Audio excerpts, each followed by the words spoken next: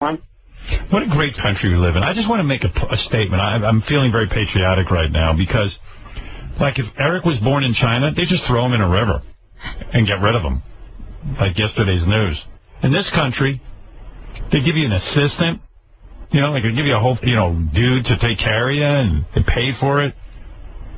Right, Robin? Like in China, they just throw away. If you're afflicted like Eric is, that's it. You're going for a nice long swim.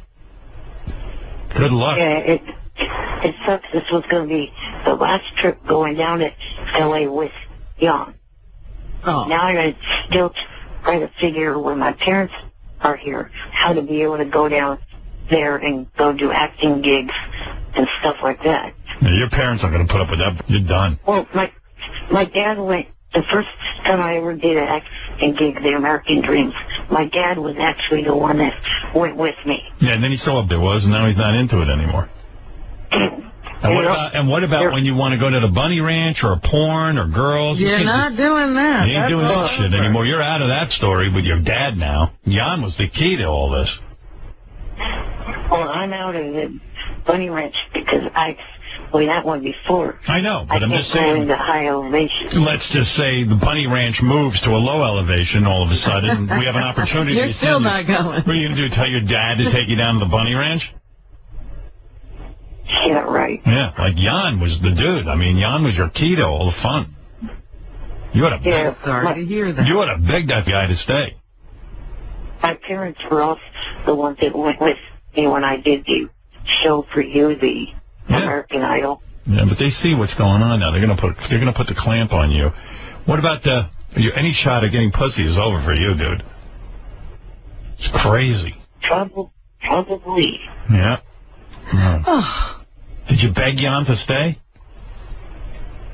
I tried. Yeah. Right now he's got more than 50% of his possessions set back there already, and he got his plane ticket. Maybe I don't hope this, but if his parents are that ill, maybe they'll go soon, and then he can come back to you. Who knows? Who knows? Who knows? Why not move in with them? Yeah. Why don't you just move in to Jan's parents' house? So you can go to Arkansas. I'm telling you, man. Oh, yeah, that's going to make it easy to go to Hollywood. Sure it is. All the way from Arkansas. Yeah, well, you hop on a plane. Listen. It's the same plane.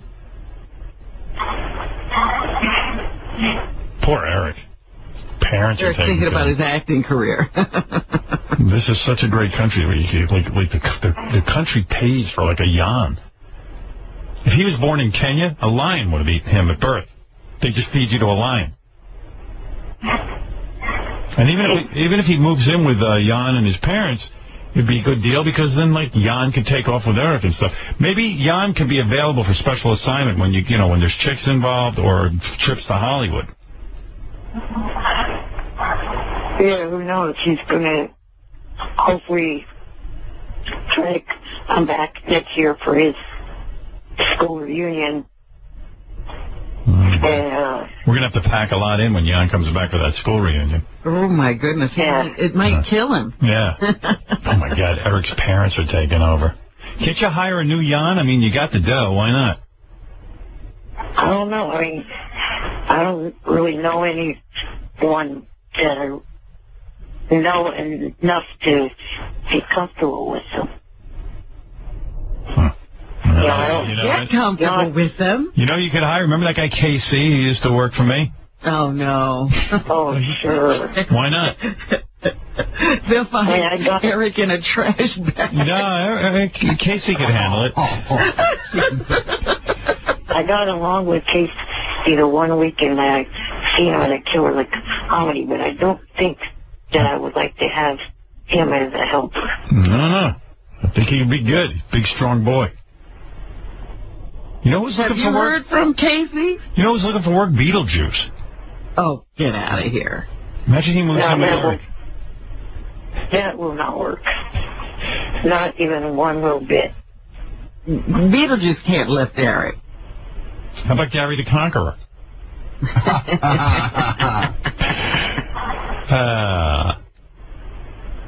What exactly did Jan do for you? Everything? Like, did he cook? Did he did he clean up after you and stuff, or like how did that work?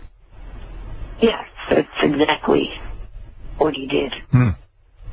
Bigfoot might be the guy to go to. Nah, Bigfoot, I don't know. Oh, He doesn't seem that stable.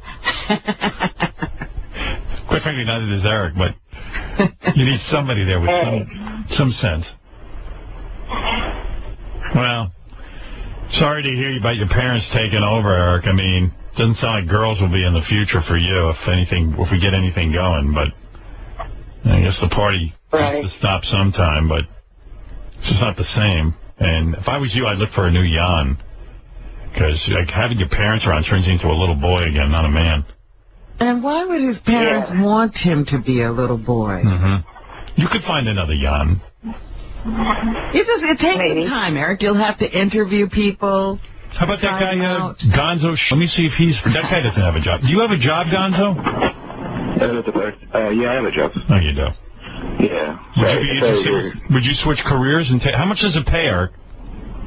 I don't remember the amount, but it pays every 2 weeks. You get paid every 2 weeks, except we don't know the amount. But is it a 24-hour-a-day job, isn't it? Yeah. Yeah, but it's a lot of fun hanging with Eric. Think of all the good times. Well, Gonzo's doing it anyway. He might as well move in. Gonzo, can you imagine if you quit your job and move in with Eric? I don't know. I don't think that'd be a good career move. Hey, you know who you could get, Eric? Ray Rice. He's not doing anything.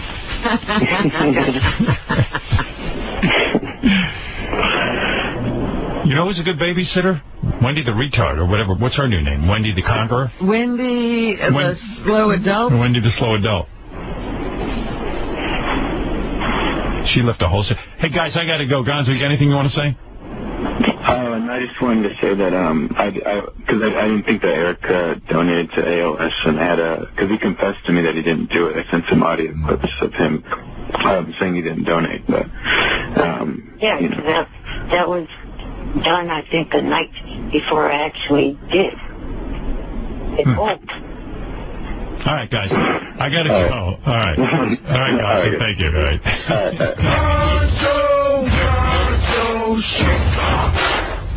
Yes, Eric, I got to go. I was real quick.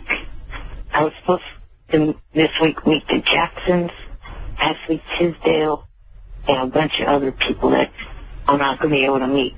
Trust me, those two acts don't sound like anybody I'd want to meet. What's Ashley Tisdale do? She was in Zac Efron's water challenge video. She was the one that did it first. She nominated him because they were in a high and then school what is the other one? You were supposed to meet the Jacksons? Yes. You know Michael Jackson. The other ones don't matter. From Johnny actually sounds like they may be fans of this show. And who cares? And what about Johnny? How did he screw you up? Well, because he didn't get anything arranged in time. He was supposed to put the whole thing together. That's what Eric should do. He should go out to Hollywood, meet the Jacksons, and move in with them. Let them take care of it. Let them cook dinner. There's one other person that I am not saying who it is on air. What? One other person? That you were supposed to meet? Yes. Oh, Jimmy Kimmel? Well, yeah. Then the fans will absolutely go start harassing this person, and I do not want that. Who was it? I'm not saying on air. You'll have to talk to me off air, Howard. Oh. I don't really care that much. I mean... All right. Okay. Why would they harass this person? Because they've done that to Kendra. They did that to Diana. They did that to Emily Addison. And I'm blocked from all of them. Don't you think you were blocked from... I don't know how I get sucked into this. Don't you think they were blocked... Don't you think you were blocked because you were being a pain in the ass to these people? No. I wasn't saying anything. Weren't you calling Deanna DeGarmo's house? Weren't you calling her house over and over again? That was long, long ago. Way before I even met her in person. Let me ask you something. If you had a girlfriend, would you still webcam? No. All right. Thank you. That's what I thought. All right, Eric, I got to go. Later. Bye. Bye. All right.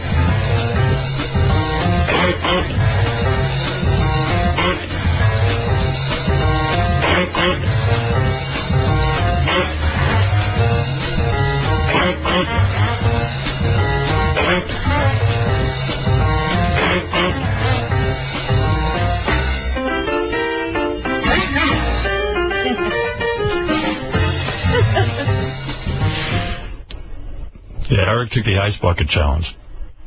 Hi,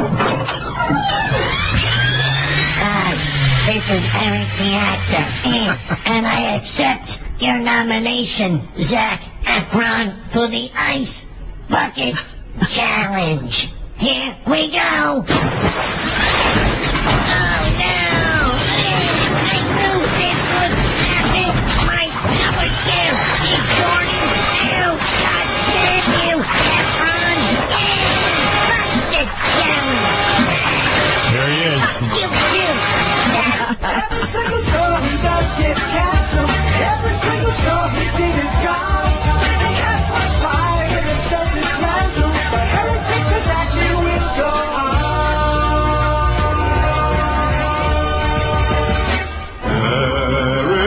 Eric the actor. Eric's not really an actor.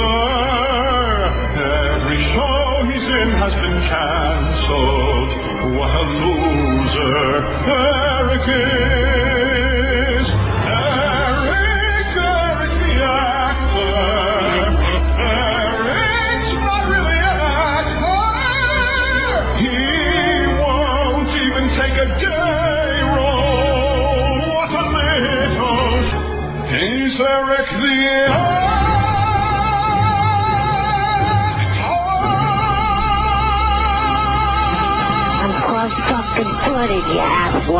I'm sure Eric's parents are thrilled they have to take care of him, too. I'm sure everyone's depressed with this whole new arrangement. This is bad news for everyone. Yeah. By the way, we called... Let's switch gears because I want to get everybody's thoughts on this Eric the actor. As I said at the top of the broadcast, his new Vietnam is this ALS receipt situation. Take a listen. Last time I was on air with you, he claimed, oh, I want to see the receipt. I don't believe it. Gary says dumb things, too, you know. Gary's sometimes a dummy. Oh. Gary, let's start with your reaction to Howard's comments that you're a dummy. His prerogative. And let's continue by asking the question, are you satisfied that Eric the actor gave this money to ALS? All right. I don't want to reveal too much, but lots of times I like to say stuff to Eric to just irritate him. So when he said he donated, I threw it out there. Let me see the receipt. Just being a dick, which I think I'm good at sometimes. Got it. Let's talk about Eric and the fact that Jan, whom we've all met and spent time with, and who's taken absolutely superb care of Eric the actor. How do you see Eric's life changing now, Sal, that his parents are going to have to take care of him? I've witnessed Jan. He is a spectacular person. How many years have they been together? Oh, I would say at least 12 years. At least a decade. Yeah. And Jan's a great guy. And why, I didn't catch that part. Why is Jan leaving? Jan has to go and take care of his parents now. It sounds like it's a personal situation, so he's leaving his duties taking care of Eric the actor. I'm not making a joke here, but I'm being honest. If Eric is stuck with his parents and he's not accessible to going to these places with Jan and getting women, I personally would look for a woman to take care of me. And I think that would help him. He's getting, and I mean a woman that wouldn't mind, messing around a little bit with him. Yeah, it's called a prostitute. Well, but that's okay. But it's a prostitute that she'll have a place to stay. She'll have a place to eat.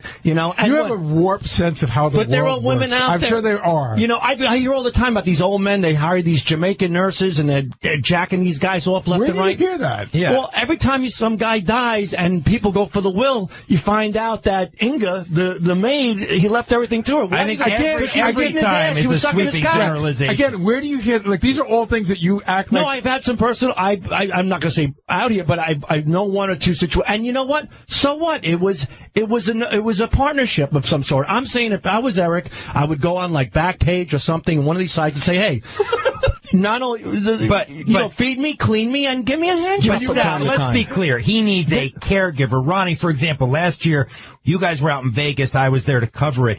And the dynamic between Jan and Eric is much more almost like two friends, the way they talk, the way they laugh, than it is caregiver. And so I think Eric's actually going to miss that camaraderie. Oh, yeah. That he had with he's Jan. he's losing his best friend. Did Eric explain why they haven't decided to go and try to hire someone else?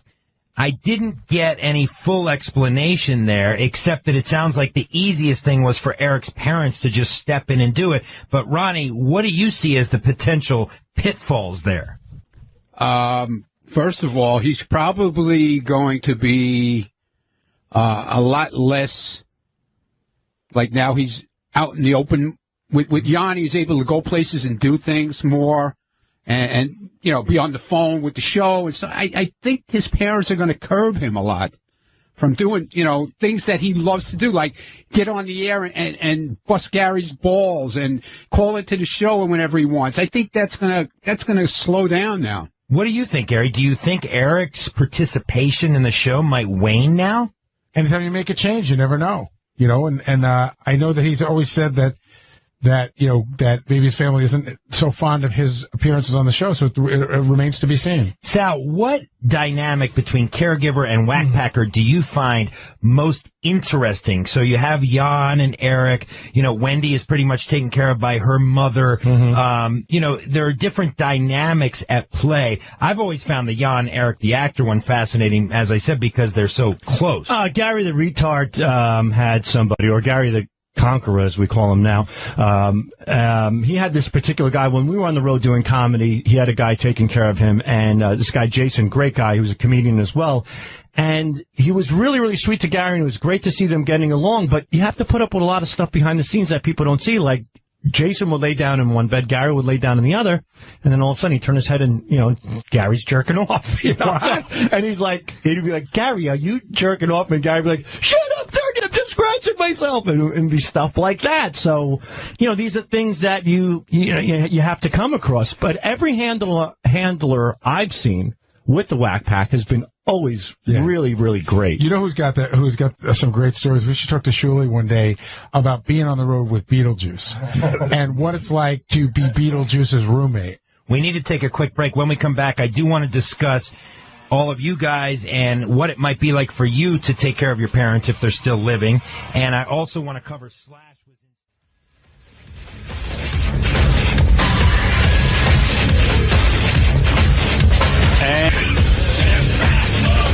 The real story this morning, you know, when you do a morning radio show, you prepare. And you have a game plan, something of a game plan. I'm not saying I overly prepare, but there is a game plan, and now we throw the game plan out the window because our dear friend Eric the actor has died. Are you kidding? You didn't know? No. Oh, I thought you knew for some reason. When did he die? Saturday. No one tells me anything. Gee, why did I think you knew? You know, you don't go on Twitter or anything, right? I try to shield myself. Right. I was actually busy Saturday. I was in Washington, D.C. at the Veg Fest. But, no. You ought to give me a list of things you do know. Then I can fill you in on what you don't know. I know very little. So you can usually tell me about anything. Do you know about the second son that we have? They found out on Saturday there's two parallel suns in our universe, and that there's a second sun. We're being pulled by two suns. Yeah, it's hiding behind the sun that we normally see. Really? And you're saying Eric the actor's death didn't make the Veg Fest? Eric would have been so happy when he died, when it was official that he died. And we'll talk to Jan, and we'll talk to Shuli. Shuli, you can come in, because I think Shuli was... He's like the widow. Well, Jan's got all the information. Really the winner. Right. Yeah. But Eric would have been so satisfied in knowing that... Here, his death was announced in Variety, right? Really? Yeah, there was as soon as it became confirmed that he had died, Eric Lynch, Eric the actor, was By the way, a lot of people didn't know Eric's last name, Eric Lynch.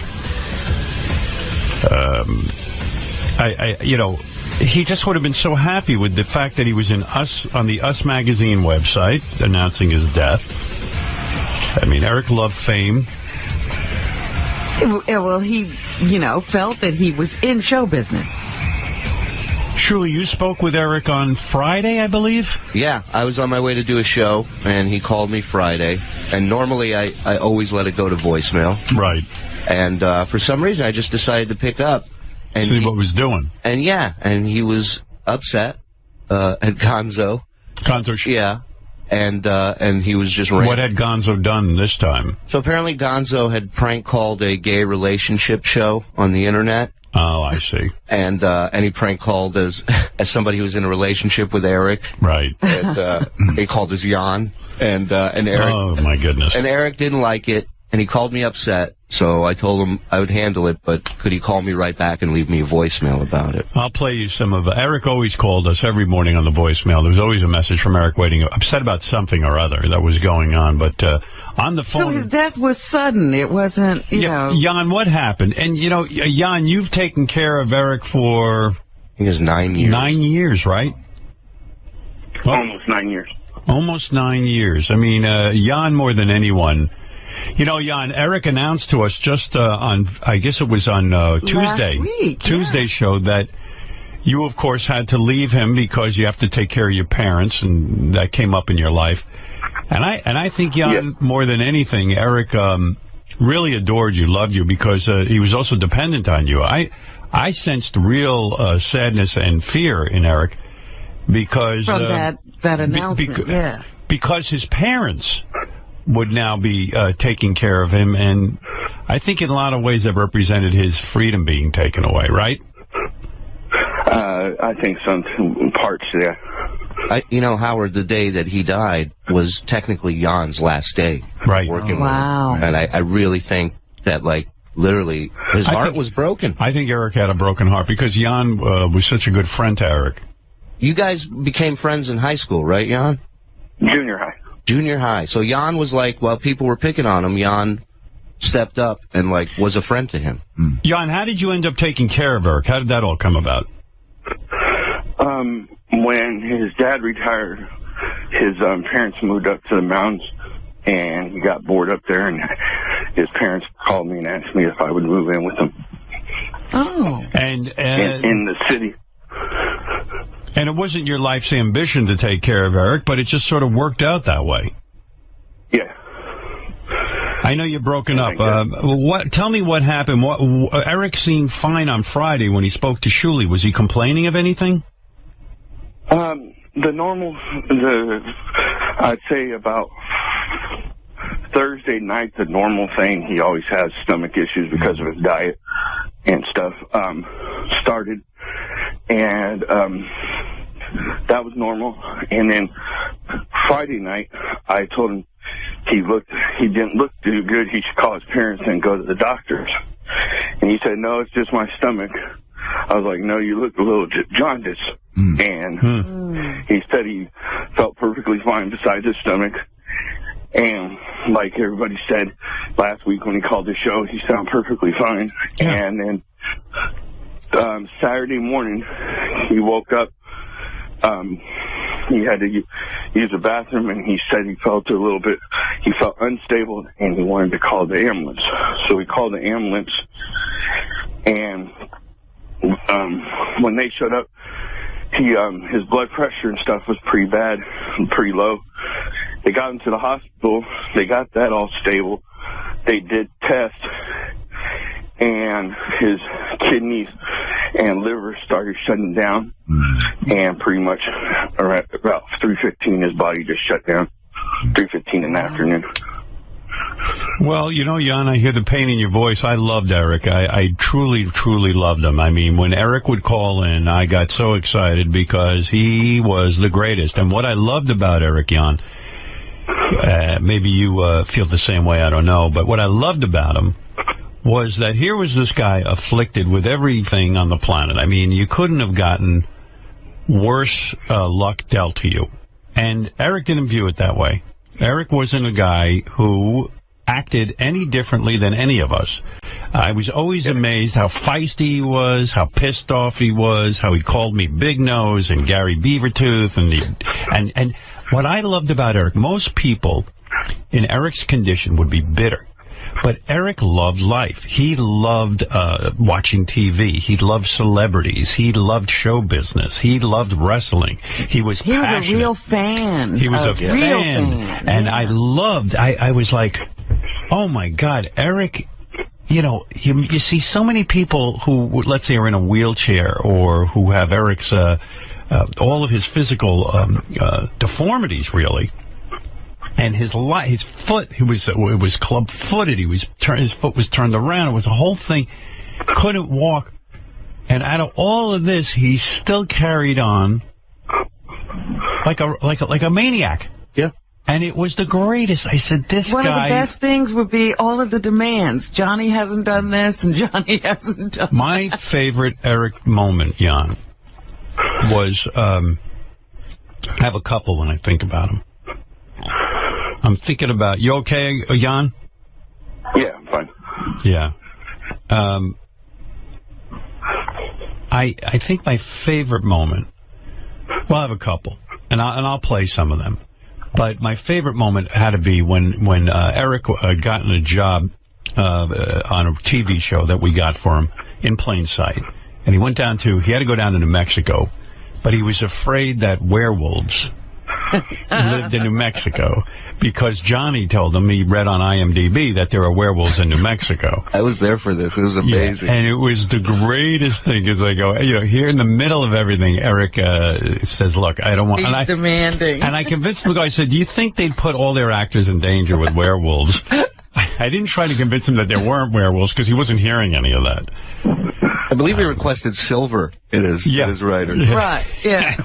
Silver bullet. I really think he did. Not just silver, because he could use it. And there was my other favorite Eric moment was someone had really bummed out Eric. If you remember the story, I remember it like it was yesterday. Eric called in.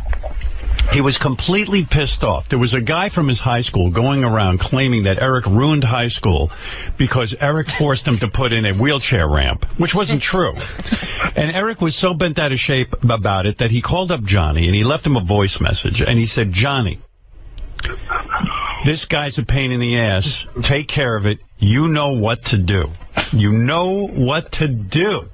And I was like, this guy's like a little mafia guy, he's like, and I know Johnny was thrilled because Eric actually sounded like one of the mob bosses that Johnny grew up around. It was the great, I gotta just play it for you. Here's Eric the Midget, let's find out. I'll get him on the phone. What are you, nuts? What are you, nuts? Eric. For what? So what? What do you think, you can call a hit on someone? That's a felony. I wasn't calling a hit. Johnny knows what I'm talking about, not a hit. What are you talking about? Him to, find someone to teach this kid a lesson. Oh, you want him legs broken or Beat up. What do you want done to him? Because Johnny's got to know what to do. You leave a message like that, Johnny thinks he's supposed to go kill him. Hey, Howard. Eric, I want to hear this message you left Johnny. Received yesterday at 1:26 a.m. Hey, Johnny, did you catch the replays where that dumbass that was supposedly from my school called in and said that I ruined the school because of having them do construction and everything? Find that guy. His name's Jerry. You know what to do. You know what to do. Just find him. Johnny, how did he get the impression that this was what you do? That motherfucker. That little gangster, okay? You know what to do.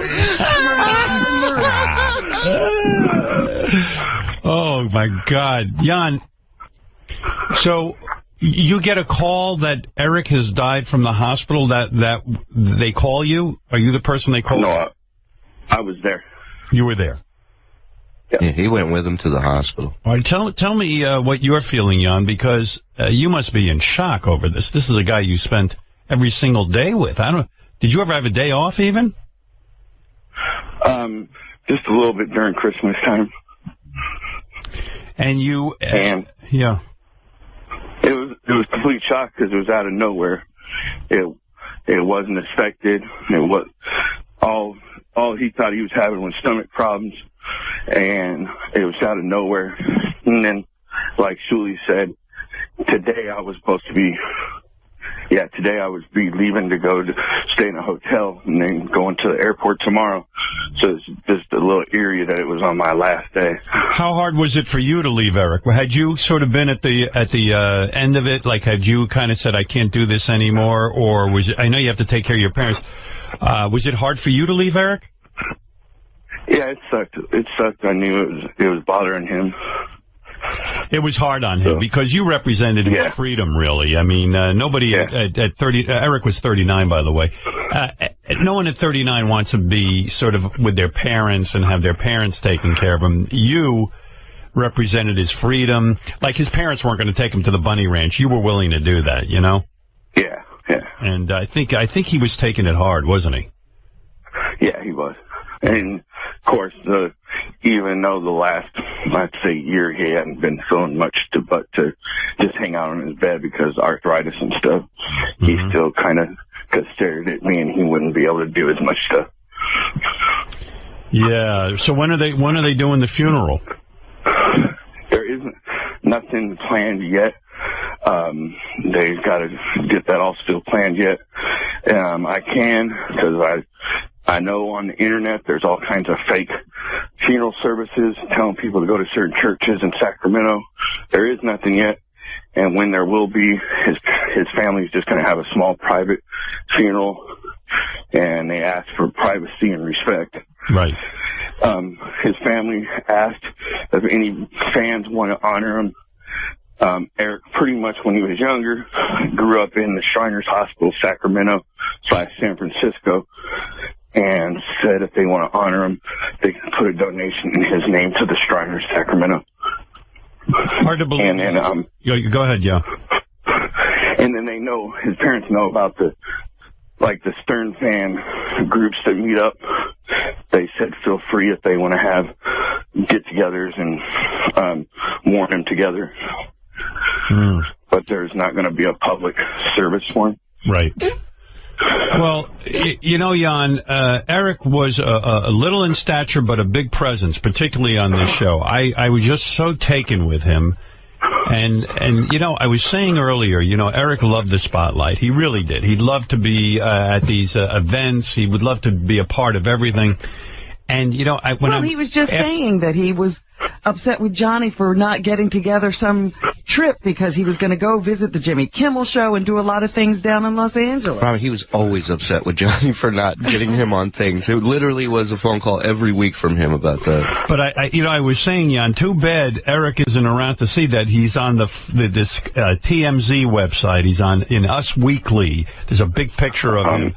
There's a big picture. Yeah, he was on he's on the Sacramento NBC news station's website, which he was friends with one of the news people there. He was on a bunch of different news channels websites.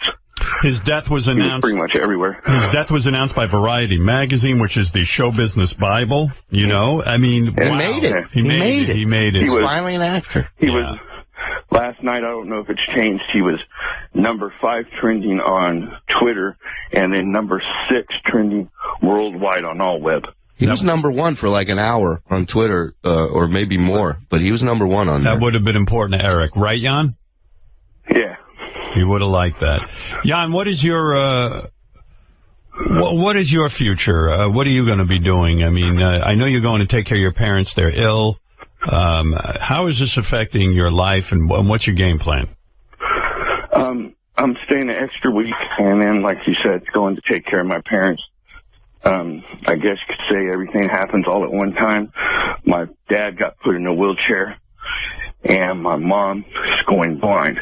So I'm going out to help them. and You're a with good him. dude, Jan. I'll tell you. I mean, there's nobody more giving than Jan. I mean, to hang in there with Eric all those years and give Eric his freedom in a sense. And Jan wasn't getting rich doing it, as you know. And and now to be a caregiver to your parents, you're a very caring guy. I don't know much about you, but you strike me as being incredibly loving. Thank you. Yeah, I wanted to say that to you because his whole adult life he's been taking care of people. Jan, you ever get angry about that? Do you ever say to yourself, "Who's going to take care of me"? No. Are you religious? Yeah. Yeah, I was going to say, you're more like Jesus than Jesus. I mean, Jesus was running... I don't know about that. I think so. Jesus was just kind of running around. He had groupies. He had all kinds of... I mean, Jesus, he stopped by the sick, but he made him well. So. Yeah, but Jan really, he doesn't mind being the guy behind the guy. He's just a good guy. Right. He never wanted to be a part of, the spotlight. He let Eric have the whole thing. Yep. And I've seen Eric interact with Jan backstage. Jesus wouldn't have put up with it. Jan is a guy. Trust me. Would Eric yell at you too, Jan? Would he get angry with you and give you shit? Or were you the one person he wouldn't give to? Not really yelled. Just talked to me with attitude, and it was usually after he either dealt with a Stern fan, right, or on the show and got pissed off at something on the show. I sensed he always enjoyed, Jan, you correct me if I'm wrong, feel free, but I always sensed that he enjoyed even the interaction with Gonzo. Like, it just gave him something to do, you know what I mean? Gave him meaning. I guarantee he had a fighting bug in it, and he liked to fight. Yeah. Because he was one of the only people I know that believed if people were talking to him and being wrong, if he didn't pay attention to him, he lost. Most people would see it that he was losing and they were winning by him going back and fighting with them. But he's seen it the opposite way, so he definitely liked to fight. Did you ever have moments of Eric, Jan, where like Eric would turn to you, and be the real Eric in the sense that, we knew him on the air, and whenever you're on the air, it's always an exaggerated personality. Did you? A lot of people couldn't distinct show in reality. Was Eric a sensitive guy underneath it all? Oh yeah. He was. I tell you, the first time I met the real Eric is after a show I took him. We all went to a strip club, and I went right to the front of the stage with Eric, and when we were taking turns crumpling up dollars and throwing it over to the dancers because they were a little far away. And when the girl was done, this stage had a curtain that dropped down, and Eric and I are literally at the front of the stage, and the curtain dropped down on Eric and me, like right on our heads. And I immediately freak out, and I pull him out, in his wheelchair, and I'm like, "Are you okay?" And he looks at me and goes, "What a way to go." Eric loved women, right, Jan? I mean, that was the thing. Was the highlight of his life, and I want you to answer me, was one of the highlights, or certainly maybe the highlight, was when we got him laid at the Bunny Ranch. Am I correct? Yeah. Yeah, I mean, the guy, the poor guy, was sort of saddled with this body that, he couldn't really ever be treated like a man because he was so dependent on everyone. And when he went to the Bunny Ranch, for once he felt like this is what it must be like. You know what I mean? To just be normal and have a chick into it. Yeah. If you remember this, is what I want to know. That was Cherry last night. Cherry last night. Yeah, me last night. Cherry, was he good in bed? I mean, did you have an orgasm? I'm good on him. Yeah, so you did not have an orgasm, but he had one. No, she managed to make herself. Yeah. Oh, you did? You did have one? Yeah, I did. I see. Did you have to touch your clitoris to stimulate He yourself? actually can touch my clit for me. You were playing with her clitoris, Eric. You knew how to do that? Yeah. Where did you learn that move? In porn? Yeah, I guess from watching that. I see. All right. So you knew exactly what to do, huh, Eric? Pretty much. Wow. I'm sure all the whores at the Bunny Ranch, their panties are at half-mast today. Yeah, they are flying a flag at half-mast. They seem to like Eric, the girls. They did. I mean, this is the thing about prostitutes. They seem to like everybody. Well, that's what I love about him, and that's why I felt good about Eric going there, because, I knew Eric, Jan, Eric beat the odds. He was a guy they told him as a teenager he wouldn't even live to be a teenager. Didn't they tell him that? Yeah, and he was honoring, told him no, he'll live a full life. So yeah, and he told all doctors that. And he kind of proved them all wrong. He lived to the age of 39 is still way too young, but for what he was dealing with, it was pretty amazing that he lasted that long. And I always knew in the back of my mind that, you know, when I'd hear every once in a while there'd be a rumor, like last week they had a rumor that Beetlejuice died or something. Right. And of course it turned out. There was actually 4 days ago or so a rumor that Eric died too. Right. Whenever Eric even said he was going he had to go get checked or this, everyone, right away you'd read rumors. And when I first heard, I know around here, they said Eric might have died because no one believed it. And I didn't believe it because really because I knew Eric's situation with his health, I knew that we'd lose him at any time. I knew it. But I never really thought the day would come. You know what I mean? He just seemed to be beating the odds all the time. I just never imagined Eric not being here. And I got to tell you, it affected me so much. And even my wife, and I suspect this is for a lot of people. My wife goes, you know, my wife doesn't really know the show all that well. And she really didn't know Eric, but she was crying. She felt so sad to hear that Eric was gone. And she couldn't explain why. She goes, I don't know why. I feel something about this. And that's how I think all of us are feeling right now. We didn't know Eric personally, but we knew him over the air. We knew about his situation. We knew how hard his life was. And I always knew that. And I always loved giving Eric airtime. Eric loved airtime. There was one time he called in. He was so pissed off. He left a voice message for me. He was angry that he couldn't give it on the air. He was on hold. And, you know, there were times I couldn't get to Eric. How dare you? Yeah, right. Oh, how dare you? That was a real affront. He would be. Hey, Richard, it's me, Eric. I was on hold for 2 hours and 59 fucking minutes.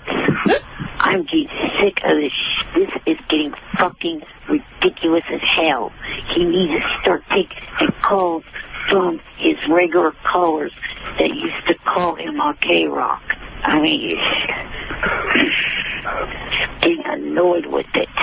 Tell him that I want to talk to him tomorrow. I want on the air tomorrow. Bye for now. Your boss is a piece of shit.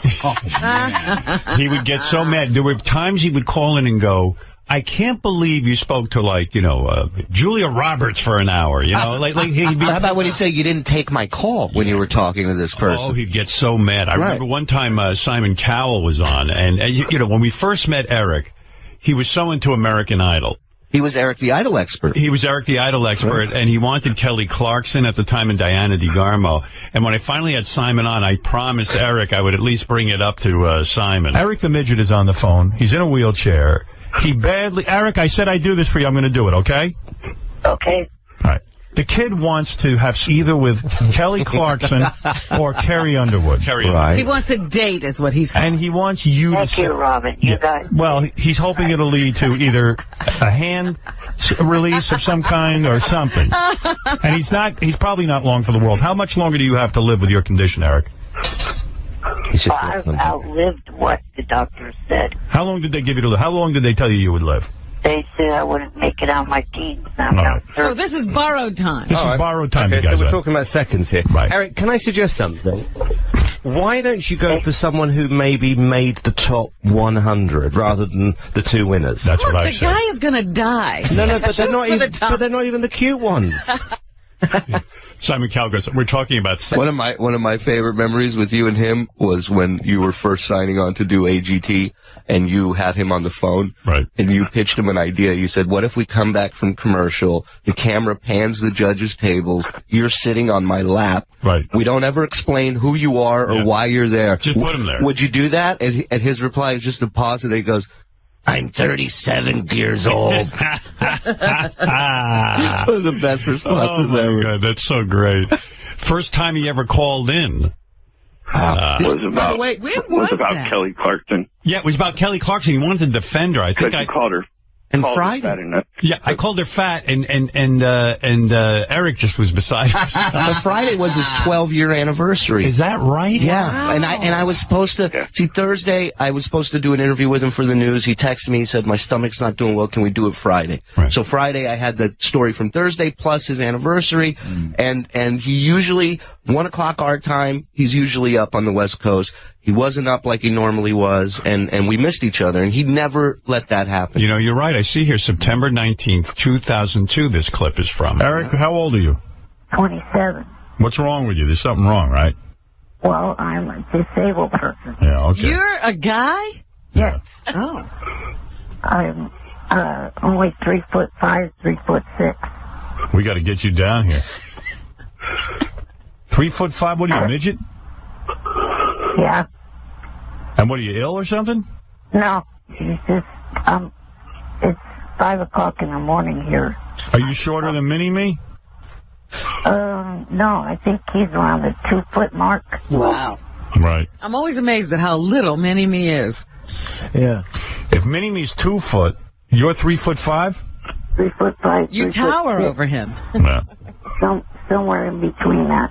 You work in a circus or on a show or something?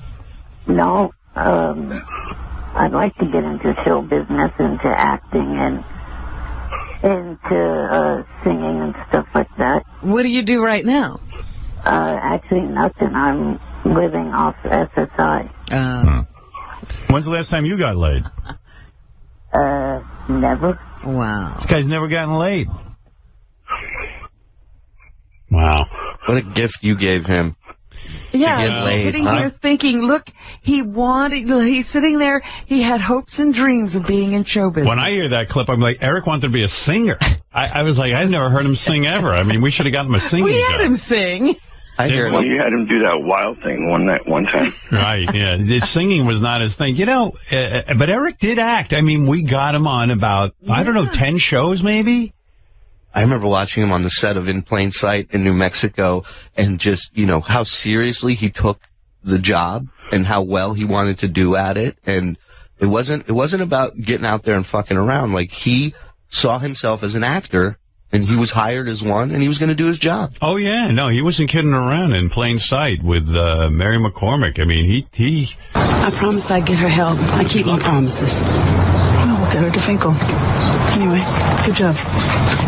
You compliment me? Well, don't get excited. I'm hormonal. Plus, my kid's in the hands of rank amateurs. Hey, who's gonna get her crap out of that apartment? Geez, I don't know what Beth's whining about. He seems sweet. I'm curious. Aw, adorable. No, there he is acting. That was the day when they had a bunny on set that was supposed to run out of the house, and his line, he was supposed to yell, "Don't let the bunnies out." Yeah, what happened to that? He did like 19 versions of it, and all exactly the same. So many celebrities, Jan, so many celebrities were tweeting yesterday. I think Eric would have... Andy Cohen talked about it on his show last night. Oh, did he? I mean, Eric would have just loved this. That's the problem. You know? I hope he knows. I hope there's some place that he went to and he can see all this. Johnny Knoxville wrote, "Rest in peace, Eric the actor," on his Twitter account with a big heart sign. Jimmy Kimmel. Jimmy insisted on calling in this morning. He'll call in later. Eric the actor was my all-time favorite. Absolutely. What is Jimmy going to do? He says, "I will miss him terribly. # bye for now." Natalie Maine. And, yes, Jan? Natalie Mean started the hashtag thing to try to get him #1. And then Zach Efron, a whole lot of people started talking about him last night. Natalie Maine said, "Rest in peace, Eric the actor. As a tribute, let's get Eric trending. # Eric the actor." And the people at Brickleberry said he was a pleasure to work with. Jonah Hill, "I just found out that Eric the actor passed away. He entertained me for years. So sad that this great man left us. Rest in peace, Eric." Andy Cohen, "Seems like it's true. So rest in peace, Eric the actor. One of the great Stern callers ever." We were going to originally try to wait till this morning where we can officially announce it on the show, but then family members and friends from high school seen it on family members' pages and started posting it on my page and started rumors that he was. Well, it seems like everyone knew but Robin. Yesterday. Robin was actually shocked when I told her this morning. VegFest. Yeah, I heard. Right. Because, Robin, at VegFest, they don't know Eric the actor, I guess. I guess not. It wasn't trending at Like VegFest. news was blocked. I'll tell you, I'll never be jealous of Robin's life when I hear she's at VegFest. I'd rather have Jan be taking care of me. When she's on her boat, I'll get a little envious, but not at VegFest. You know what I mean? They were asking about you there. It was Washington, D.C., where we started. Us Weekly, Howard Stern Show whackpacker Eric the actor Lynch died. He did not like being called a whackpacker. Let's remind people of this. In fact, Jan, I have some tape when Eric called, and he was just beside himself. Let me see if I can dig that out real quick. Somebody keeps changing my page. I don't know how that's possible.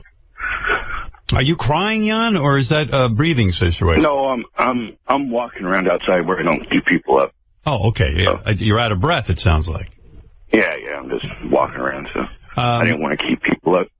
Oh, God, I have so many great Eric moments. Do you remember when Eric measured his penis? Oh, yes. Yes. Why did he do that, Jan? I forget. Like, there must have been a reason, because that's something Eric normally wouldn't do. I think you offered him something, and all I know is I got woken up that morning and by phone call asking me to bring him the roller. Now, Eric could have faked it, but he didn't. He was a man of his word, and here's a moment. So you're laying on the bed, nude, on your back? Yeah. All right.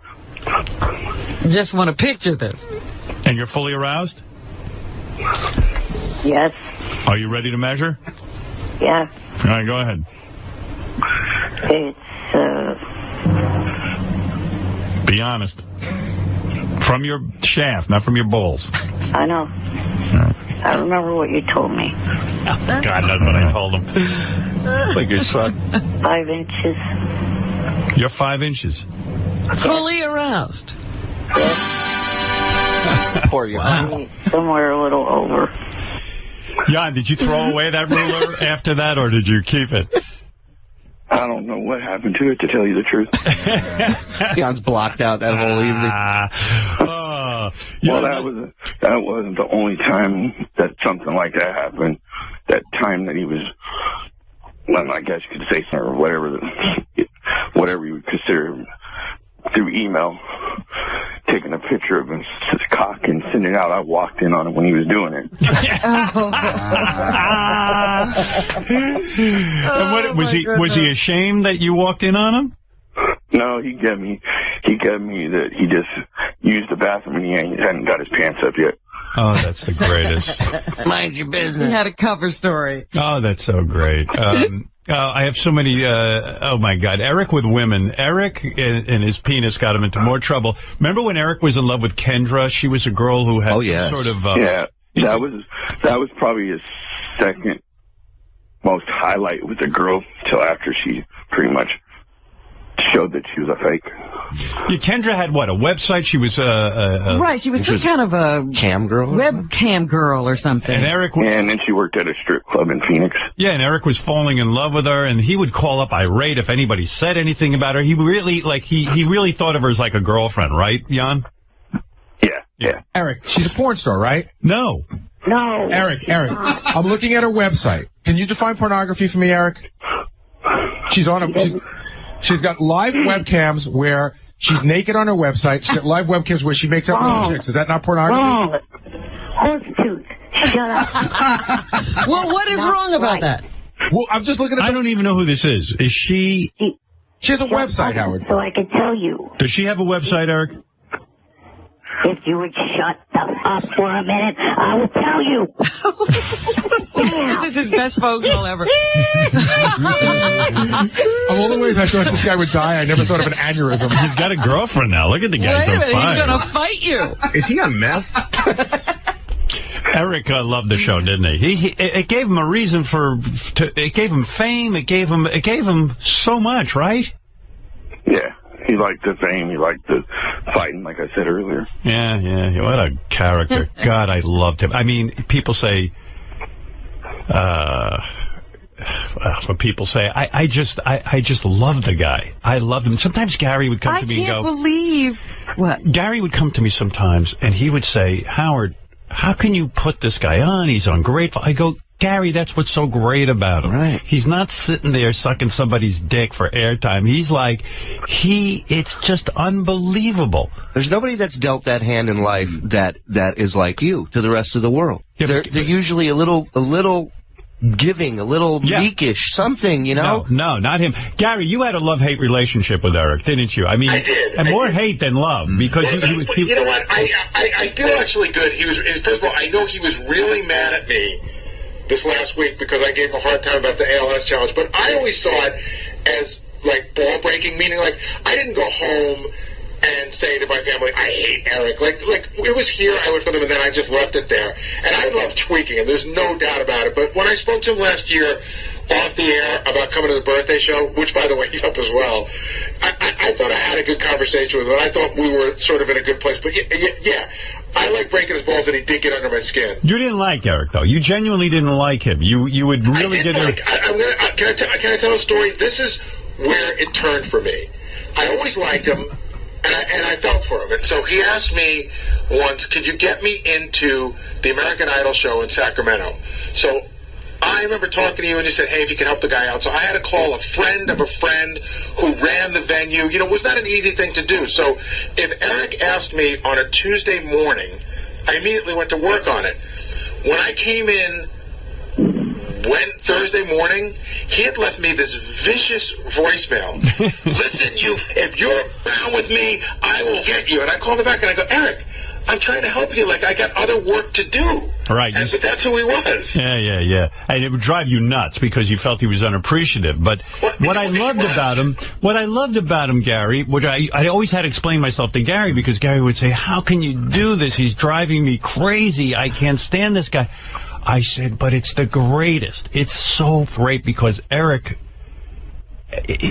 by all accounts, with his afflictions and everything he had going on, you would think he would be this meek guy. Like you said, Shuli, he wasn't. He was a guy who would mix it up and be ornery. It was crazy the way he was. He'd yell at you if you were trying to help him. Yeah. No, he wanted no... He wanted no favors. He was entitled to and you better give it to him. That's why I feel like Jan must have had like such a wild time with him. I mean, because as much as Jan helped him, he probably got yelled at too.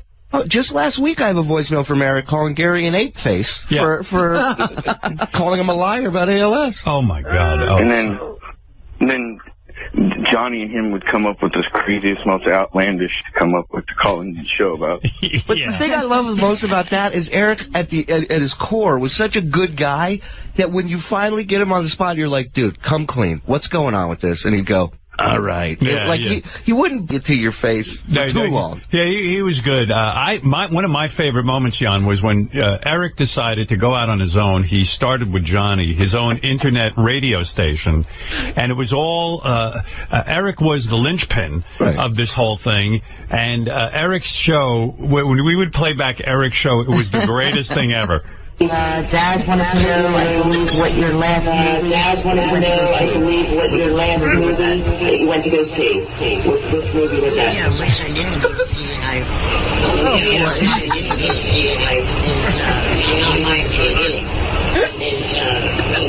I didn't see it. What was that about? Oh, yeah, I didn't see it. What was that about? It was a show about American Idol. It was a wrap-up show for American Idol. And show done in a well. It was so great. No matter what they did, Eric was the one you couldn't hear. It just went on, and it was always weird technical difficulties. Eric, are you mad at Johnny for not following orders and calling into the Stern Show last Thursday?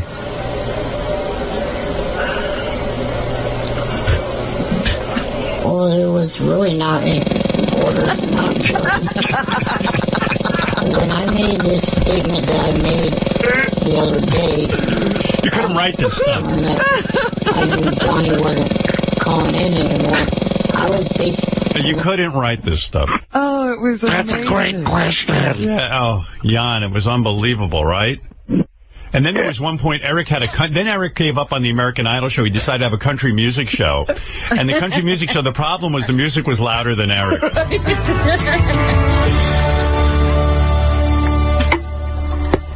That was Jules' debut.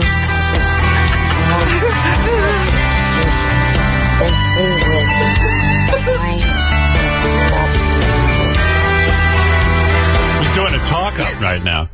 She's crazy. Demo on how not to do a radio show. Oh my God, I would say, Eric, we can't hear you. It didn't matter. Like Christopherson would do.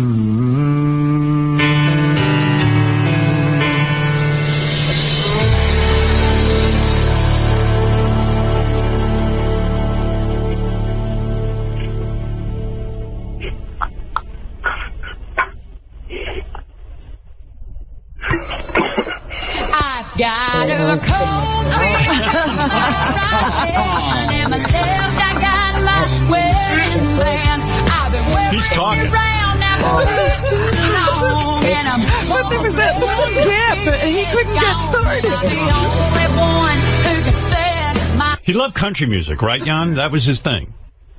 Yeah, that was his main music he liked. Oh, He liked a little bit, I guess you could say, pop and R&B. He loved it all. He loved pop stars. He loved following the charts. He was great. I mean, good Lord. I loved it when he would call you and give you advice because now you were a judge and he knew all of these shows. Oh my and he God. evaluated your performance. He was the only whackpacker that I would get bummed when he was mad at me. We only had one real big fight. What was your fight about?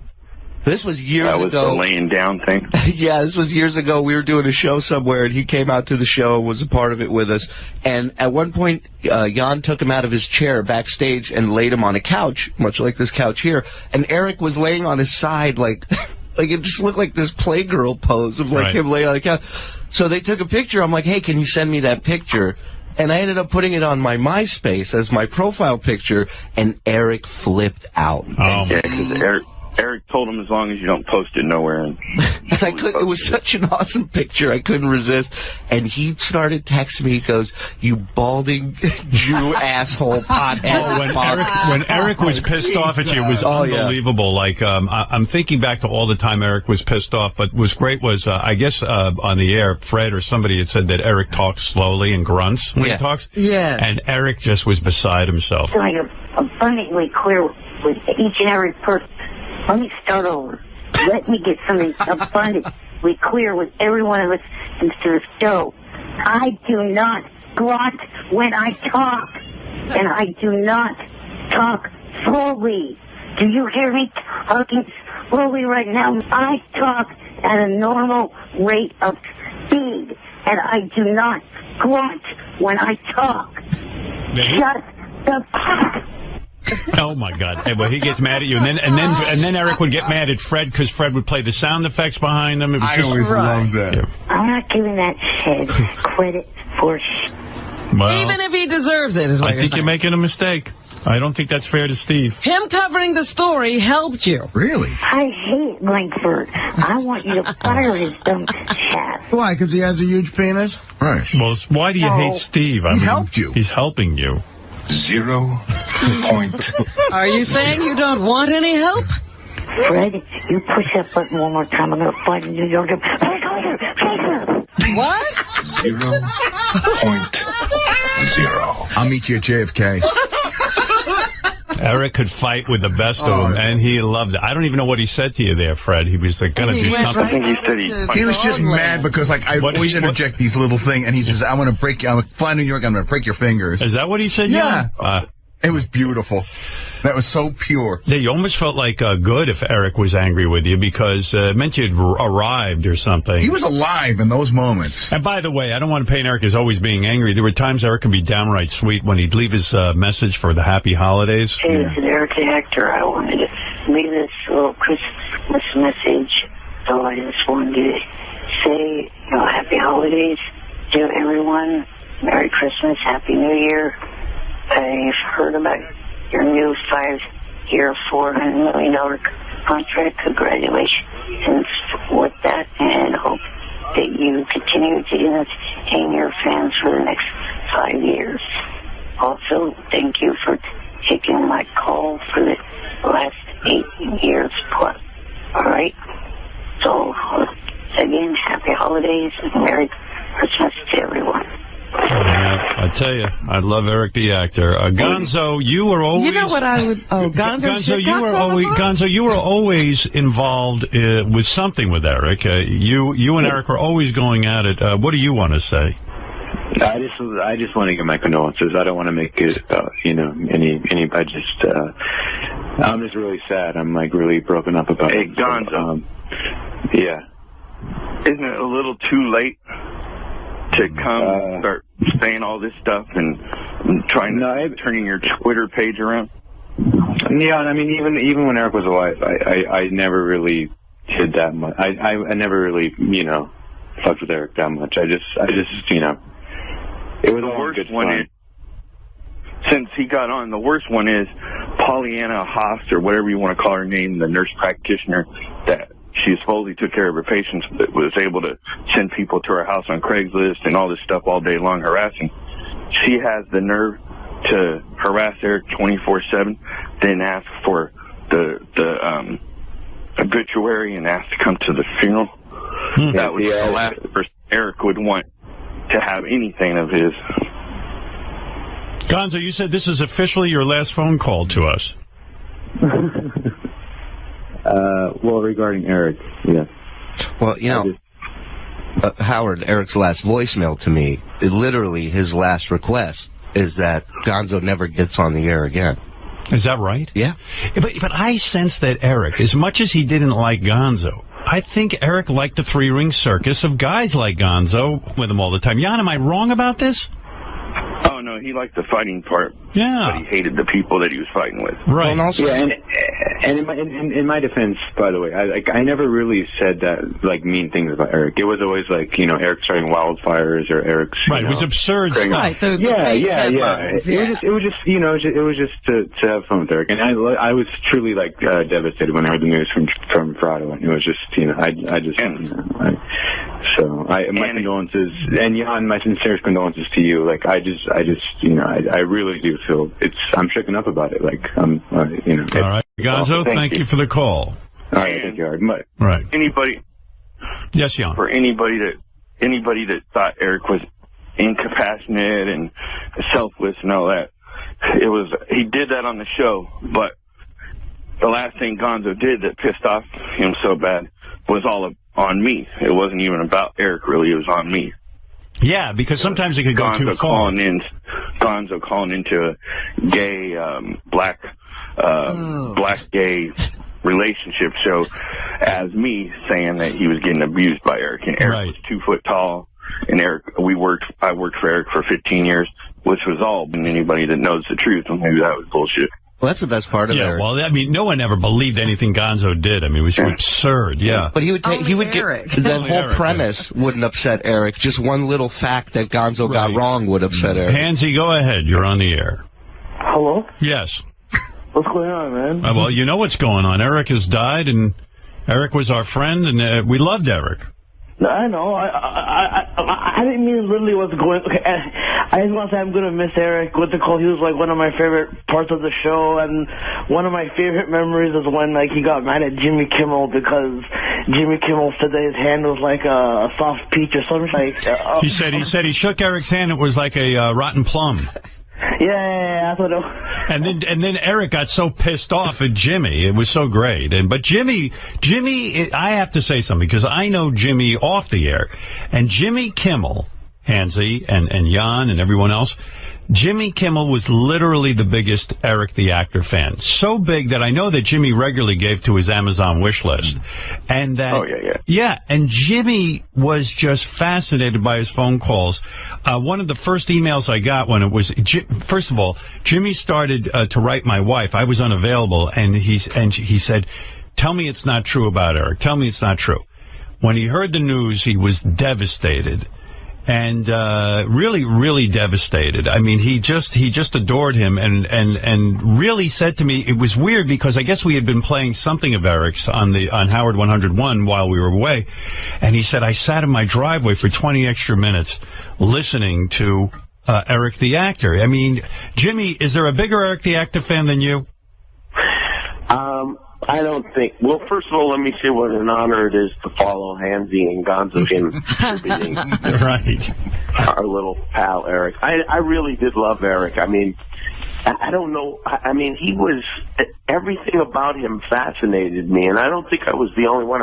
There's so many great And I don't think Eric would have liked to be called a whack packer, but there's so many great ones. And I think the fact that Eric had no respect for you whatsoever, right, is what I liked best about him. Because you sit there and talk to this tiny little guy in a wheelchair, and who lived with his parents and really didn't have a whole lot going on outside of watching wrestling and American Idol. And he would argue with you as if you were equals, and you would argue with him as if you were equals. And I guess you really were, because you both kind of took that position, and I just love that. I really do. I just Jimmy, love I think that. you summed it up for me, because you're right. You think that a guy who had absolutely so little going on and really needed me for trips to the Bunny Ranch or needed me for his fame fix, it didn't matter. What was so fascinating was he would just give me every single day and stand up to me. But not only that, he'd give you advice. But yeah, that's what I love. He'd call you and give you advice. And anybody else would have just been begging me and kowtowing to me because I had this power to put him on the air. But it was precisely that he didn't give me shit that made him great. I've been listening since the 90s, Howard, and he is, as he would say, the only normal caller that I would remember that fought so much with you. Yeah, absolutely. None of the other ones would fight so much with you. Absolutely. Jimmy, yes, this really is devastating, isn't it? Oh, it's terrible. I mean, it really is terrible. I was trying to explain this to my parents yesterday, and they had no idea what I was talking about. But I really, yes. But I had a lot of affection for the guy, and I just can't. It's so sad that he's not gonna call in anymore. I mean, there were many times where he said he wouldn't call in anymore, and that was part of the fun. The longer it would go, when you knew he was going to finally break down and call in because he'd be offered a bit part on some show, and he'd have some reason that he'd have to break his vow and call, and that was always such added in the negotiations with the balloons. And Jimmy, do you remember? I think the greatest moment was Eric had banned himself from the show. He said, "That's it. I'm never calling in again." And it had gone on for the longest time, like weeks, literally. We hadn't heard from Eric. And I remember sitting here on the air. I would be looking. How long did it last, Jan? 3 months? 3 months, I think. 3 months. So for 3 months, I hadn't heard from Eric, and I got really weirded out about it because, I loved Eric's phone calls, and I thought, wow, maybe he's for real this time. Maybe we really lost him. I don't know. This sucks. But, of course, if I begged him to come back on, it wouldn't have been any good because then it just wouldn't work. It has to be Eric wanting to come back on. So, and he was listening, too. He was texting me through that whole time. And it was driving Eric crazy. So finally one day, we get a call from a guy named Derek. Right. Derek from Texas. Derek from Texas, who started calling in, and of course it was Eric. He could not disguise his voice. He put on a little bit of an accent. And now that he's gone, we can reveal the secret. Yeah, and I played along. I would just be Derek. Eric can never call in again, but you all talk to. And he's like, yeah, that's right. Howdy, y'all. Howdy, y'all. Derek, the actor, might have been my favorite of all time. And once in a while, he'd screw up and call himself Eric. Right. It was so He'd lose the accent in the middle of the sentence. Jimmy, what was your favorite Eric the actor moment? Turned out he had a lot in common with Derek. With Eric, the midget Derek from Texas. Yeah, they were almost the same guy. They both wanted to be actors. They both wanted acting parts. It was great. What was your favorite remembrance of? Well, for me, it was the balloons. I mean, that off the air I became obsessed with the idea of flying Eric with balloons, and almost to the point where I think I was pestering you about it. You were. There was no price I was unwilling to pay to get to make that happen, and it still amazes me that after all the pressure that we put on him collectively, really to do something that wasn't such a big deal, but that he said no, and he just wouldn't do it, and he would say no matter what they would offer. Yeah, he really would. But what was great about it was there was no way we were going to fly him with balloons. Like there was no way, but just telling Eric he was going to fly with balloons, because first of all, the idea of attaching balloons to a wheelchair and getting him up in the air in the studio, and then I really had this horrible panic that we fly Eric with balloons, and he flew out our window up here. We never see him again. He'd be on the 36th floor, and he'd just be flying around for the rest of his life. I was more afraid of flying Eric with balloons than Eric was. And I would call him off air and offer him things just to gauge, like, how against it he was. There was nothing you could offer this guy that would make him agree to that. And when Jimmy says that he pestered me, I was not flying Eric with balloons ever. But Jimmy was serious about it. And he goes, no, we can do this. You got to make it happen. You got to make it happen. And literally, I'd say 2 or 3 emails a day for a while from Jimmy about flying Eric with balloons. I studied it. I figured out how many balloons it would take, and that it was indeed possible. But well, you know what? I really admire him for not doing it. He had so much self-esteem for a person who, you know, it's a lot of people who have everything don't have any self-esteem, and he really, I mean, he knew he was great. Jimmy, he loved life. Jan, am I right? I mean, Eric, despite all of his pain, all of the predictions of his early death, all this stuff, he loved life. The way he embraced wrestling, and he embraced the show, and he loved it. I wish everyone had a love of life like Eric did. Well, I'll say a couple things about Jimmy. The one thing when it come up about when did he meet Jimmy the first time, the one thing he would bring up the most was the first time he realized Jimmy was really a fan and was really cool was the first time we went to the studio. We were about 6 blocks away, and he sent his cousin Mickey after us to give Eric a jersey from the Sacramento Kings, and Eric would bring that up a lot when he talked about Jimmy. Yeah, you know, Eric was grateful, believe it or not. Yes. And then he, I guess you could say, used Jimmy. Jimmy, I don't know, you guys probably remember when Jimmy, I believe it was Jimmy that set up the visit with the ABC executive and Rob Mills. Rob Mills. Yeah, Jimmy was behind that he would fly with balloons if he did that, and then when he got there, Robert Mills asked him, when are you going to fly? And he told Robert Mills, no, I'm not going to fly. He lied. Here's a remembrance. This is a little bit of Derek from Texas, Eric's alter ego. Hey there, Mr. Frotto. I'm leaving this message for you to give to those stern people, because, you know, I've really been thinking about it. I don't like them at all. They're a bunch of dumps. They don't treat little people nicely. That was fun. After months of not being on the air, this guy shows up, Derek from Texas, and I'm dealing with Derek from Texas. They'll never know. Jimmy, it's a sad day. It really is, and it is. But we're never going to hear the little guy call in again, and it just seems. And you know, there was a whole new chapter starting. The new Eric the actor without Jan having to live with his parents.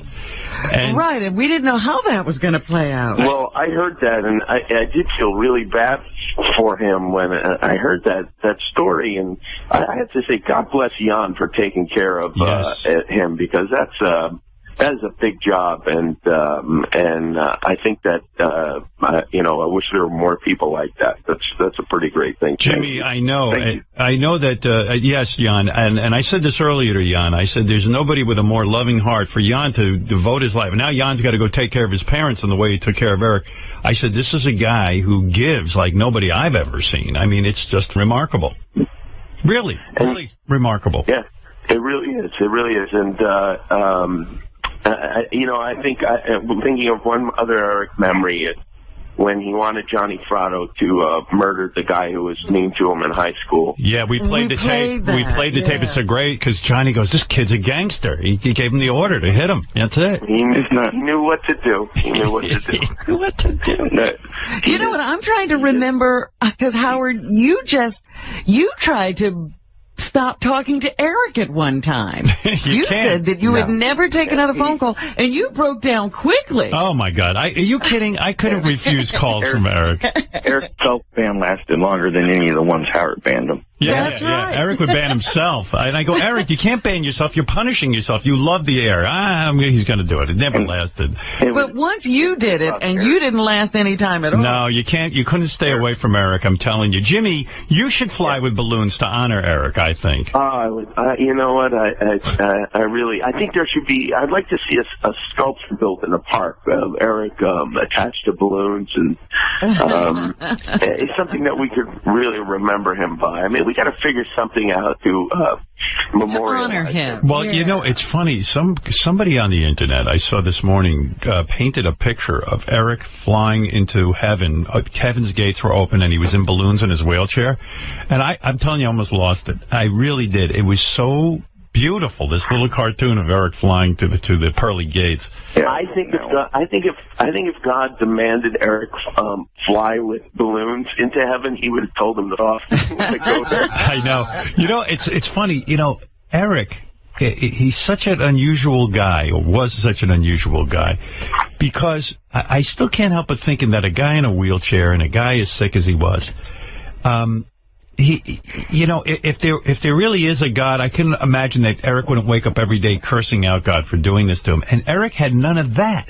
Jan, did he ever complain about his condition? Did he ever sit there and why me? Because he was an excellent representative for people who are full-bodied, who are able-bodied, who really complain about everything. He didn't seem to complain about his lot in life. No. Yeah. I mean, remember also he's the only one with a condition in his family. You know, everybody else. Everyone else was fine. Able-bodied and tall and everything. The recipe's there for him to be super bitter. Wouldn't it be great, Jimmy, if Eric got 70 naked Carrie Underwoods in heaven? Like that was... Oh, yeah, Diana DeGarmo. Oh, Diana DeGarmo. Oh, if Eric could have just had one night with Diana DeGarmo. Let me tell you something. What was great was Eric got her mother's phone number, and he used to call her. She had to change her phone number. He used to call. I'd say, Eric, you're calling too much. He goes, no. I go, did you call yesterday? Yes. How many times did you call? Like 5. He goes, no, 4. And the mother finally gave up, changed her number. It was great. The thing he loved more than the show, more than anything else, was giant boobs. So when we would be on the road and he would do shows with us, I would ask for volunteers to come up to let him motorboat. Let Eric motorboat him. And this is what a guy he was. I go, I threw this idea out one night. I said, what about dressing you up like Superman? And we literally hold you up and fly you into the breast. And he looked at me and he goes, no Superman, but you could fly me into the breast. And so literally Jan was on stage holding him. And I mean, the shots of his face sliding into breasts one after, and I mean, 10 chicks lined up. He loved it. Loved it. Yeah. Wasn't it with him? What? That was the last 2 shows he ever did. Yeah. Wow. What was his thing about costumes? Because that was always a big deal. You could never, once Johnny had a job for him to be in a bumblebee costume or something, and Eric refused. Eric had his dignity, like Jimmy said. Not some clown. Fucking footed, you moron. Oh, my God. When Eric would get upset about Club Footed, that was another. I didn't even play that clip. And there's so many clips you could play, but this one is the best. By the way, I saw a picture of Eric. His foot is completely turned around. I don't know. He had an operation. Yeah, he has sneakers on, and his foot is completely reversed. Wow. He's got so many problems. Eric, what's going on with your foot? Are you okay with your foot? I'm double jointed. There's nothing wrong with my foot. Double jointed. That's quadruple jointed. Part of my disability, jackass. All right, but that's why I'm asking. There's nothing wrong. There's nothing wrong with it. All right, I'm going to go first to Jeff Probst, who is currently in second place. I don't know. You I don't guessed know. Ronnie. No. Ronnie does not have a berry on his face. He's got other shit on his face, but not a berry. Jimmy, what's the answer? Ralph the Homo. Ralph the Homo is acceptable. Jerry O'Connell, what's the answer? Come on, you know who has what? a berry on his face? I went with Eric the Midget. Eric the Midget? Oh, my goodness. Well, didn't he have something on his face? Are you aware we bumped Ryan Felipe for you? Jerry said, I'm really embarrassed by my performance. I go, He doesn't want to leave the studio because of it. I said, maybe you should be happy you didn't do that well. Shows you have a life. Shows you have something going on, man. Here's the thing, Jerry. You have to listen all day and then listen to the reruns on the weekend over and over and over again. Try to memorize everything that happens. And obviously you don't have that kind of time. Right. How often you banging your wife? Is it still as hot and heavy as when you first met her? Yeah, it's still it's still going well. A lot of people when I got married said the first year was going to be the most difficult, and I haven't found that at all. So it's getting more difficult? It's You mean? yeah. To me, the first year is the fun part. You know, I mean, you still have that glow. Well, how long did you know each other before you got married? They were going out a long time. For a few years, 3 or 4 years. Yeah. Well, Jerry, you mean the first year of marriage, right? Is supposed to be the most difficult. That's what I mean. I mean, we, but you were living together and everything before that, so it wasn't like anything changed. I've actually found, like I've actually gotten better at it. A lot of times at fucking. Yeah, I'm practicing. I practice with her too. I try to never fight. Like even when fights are instigated, and they get instigated, they just do. But is it weird for you when you go out like together and Rebecca gets all this attention because of her looks, and then like guys kind of are always sort of like flirting with her and hitting on her? I mean, does it get a little bothersome? There's nothing I can do about that. I mean, at the end of the day, I'm the one that Rebecca's married to, so it doesn't bother me. And what am I going to do about that? When you say the fights get instigated, who's instigating them? I just mean everyone. People who live together are going to have differences, definitely. What differences could you have with Rebecca, though? I mean, it seems impossible. You just have differences about like. Do you try to put things up in the house that she doesn't want up there?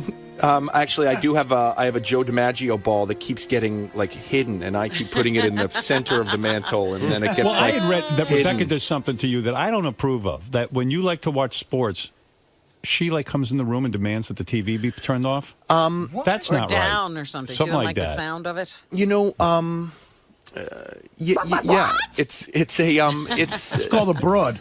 Yeah, but that's not fair. I mean, Jerry's got to have his thing, you know. I mean, you're a am separate someone person. who I watch a lot of football. I like to take during football season, the 16, 17, 18 weeks of football season. I like to take all day Sunday and just sit down and just watch every game because you're a man. as I can. Yeah. And I think and she'll walk in and go. I think Turn that off. I think it's a common argument that spouses want to do other things outside and stuff, and I have to respect that. But She went on Letterman on one of these shows and goes, "I go in the room and I make Jerry turn it off." Wow. Well, no, not the football game. The negotiation that we've had, once again, getting back to never fighting, is Rebecca listens to music while I get to watch the image of the football game. Right? Yeah. Oh, so you can't hear the sound of the football game. I cannot hear the sound. You guys have to be in the same room. We only have just a living room.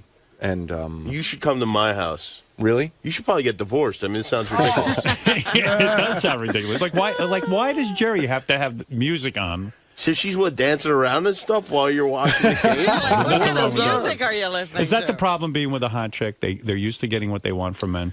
I think I think that Rebecca is. Why are you laughing, Jimmy? I feel bad for Jerry, but what are you going to do? Listen, I think being that so careful. I realize there are demands made of me that if I was with another woman, I would probably say shut the fuck up, And when I'm very grateful to be with Rebecca, and I just don't want to fight. Jimmy would never put up with that.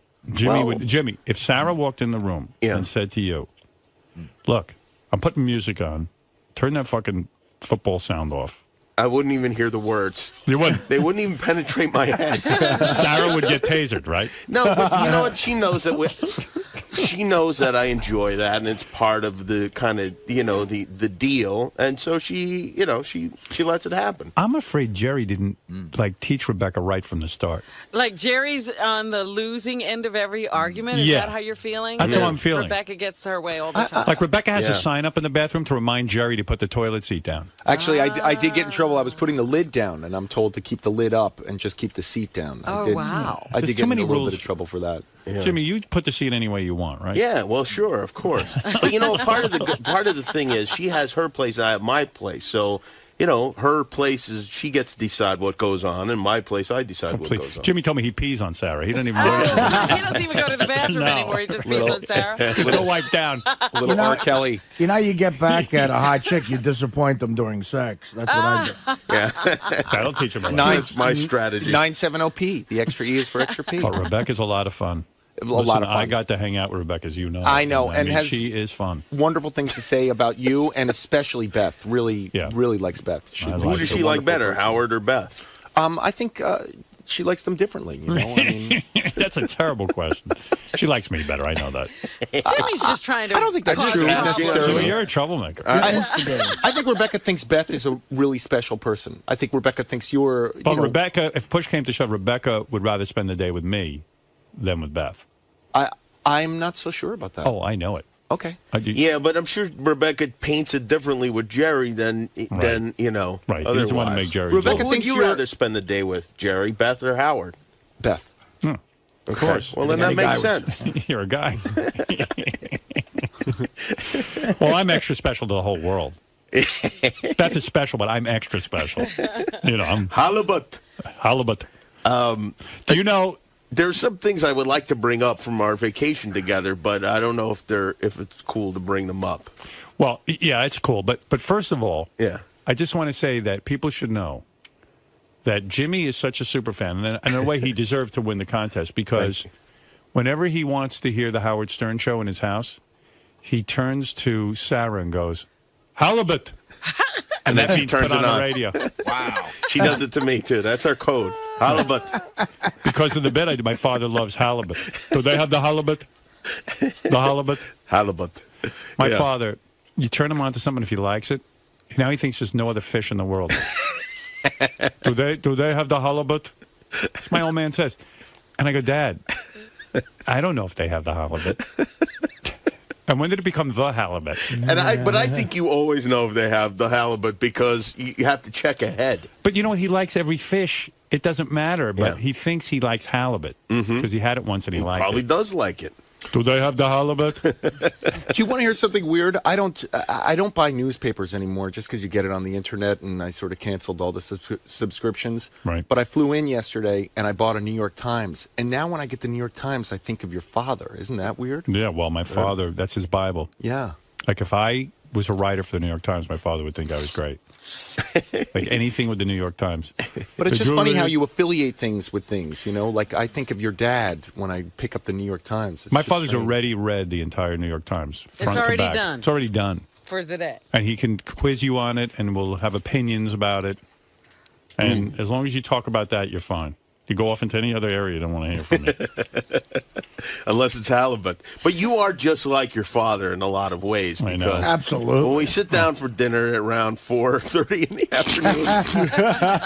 afternoon, when you sit down to dinner, That's not true. You better be ready. Well, fortunately, Beth is around to negotiate a later time. Right. Or else, Well, I'm hungry. If it was entirely up to you, it would be early. That's funny. If Beth calls and goes, listen, we can start negotiating dinner. Howard wants it at noon.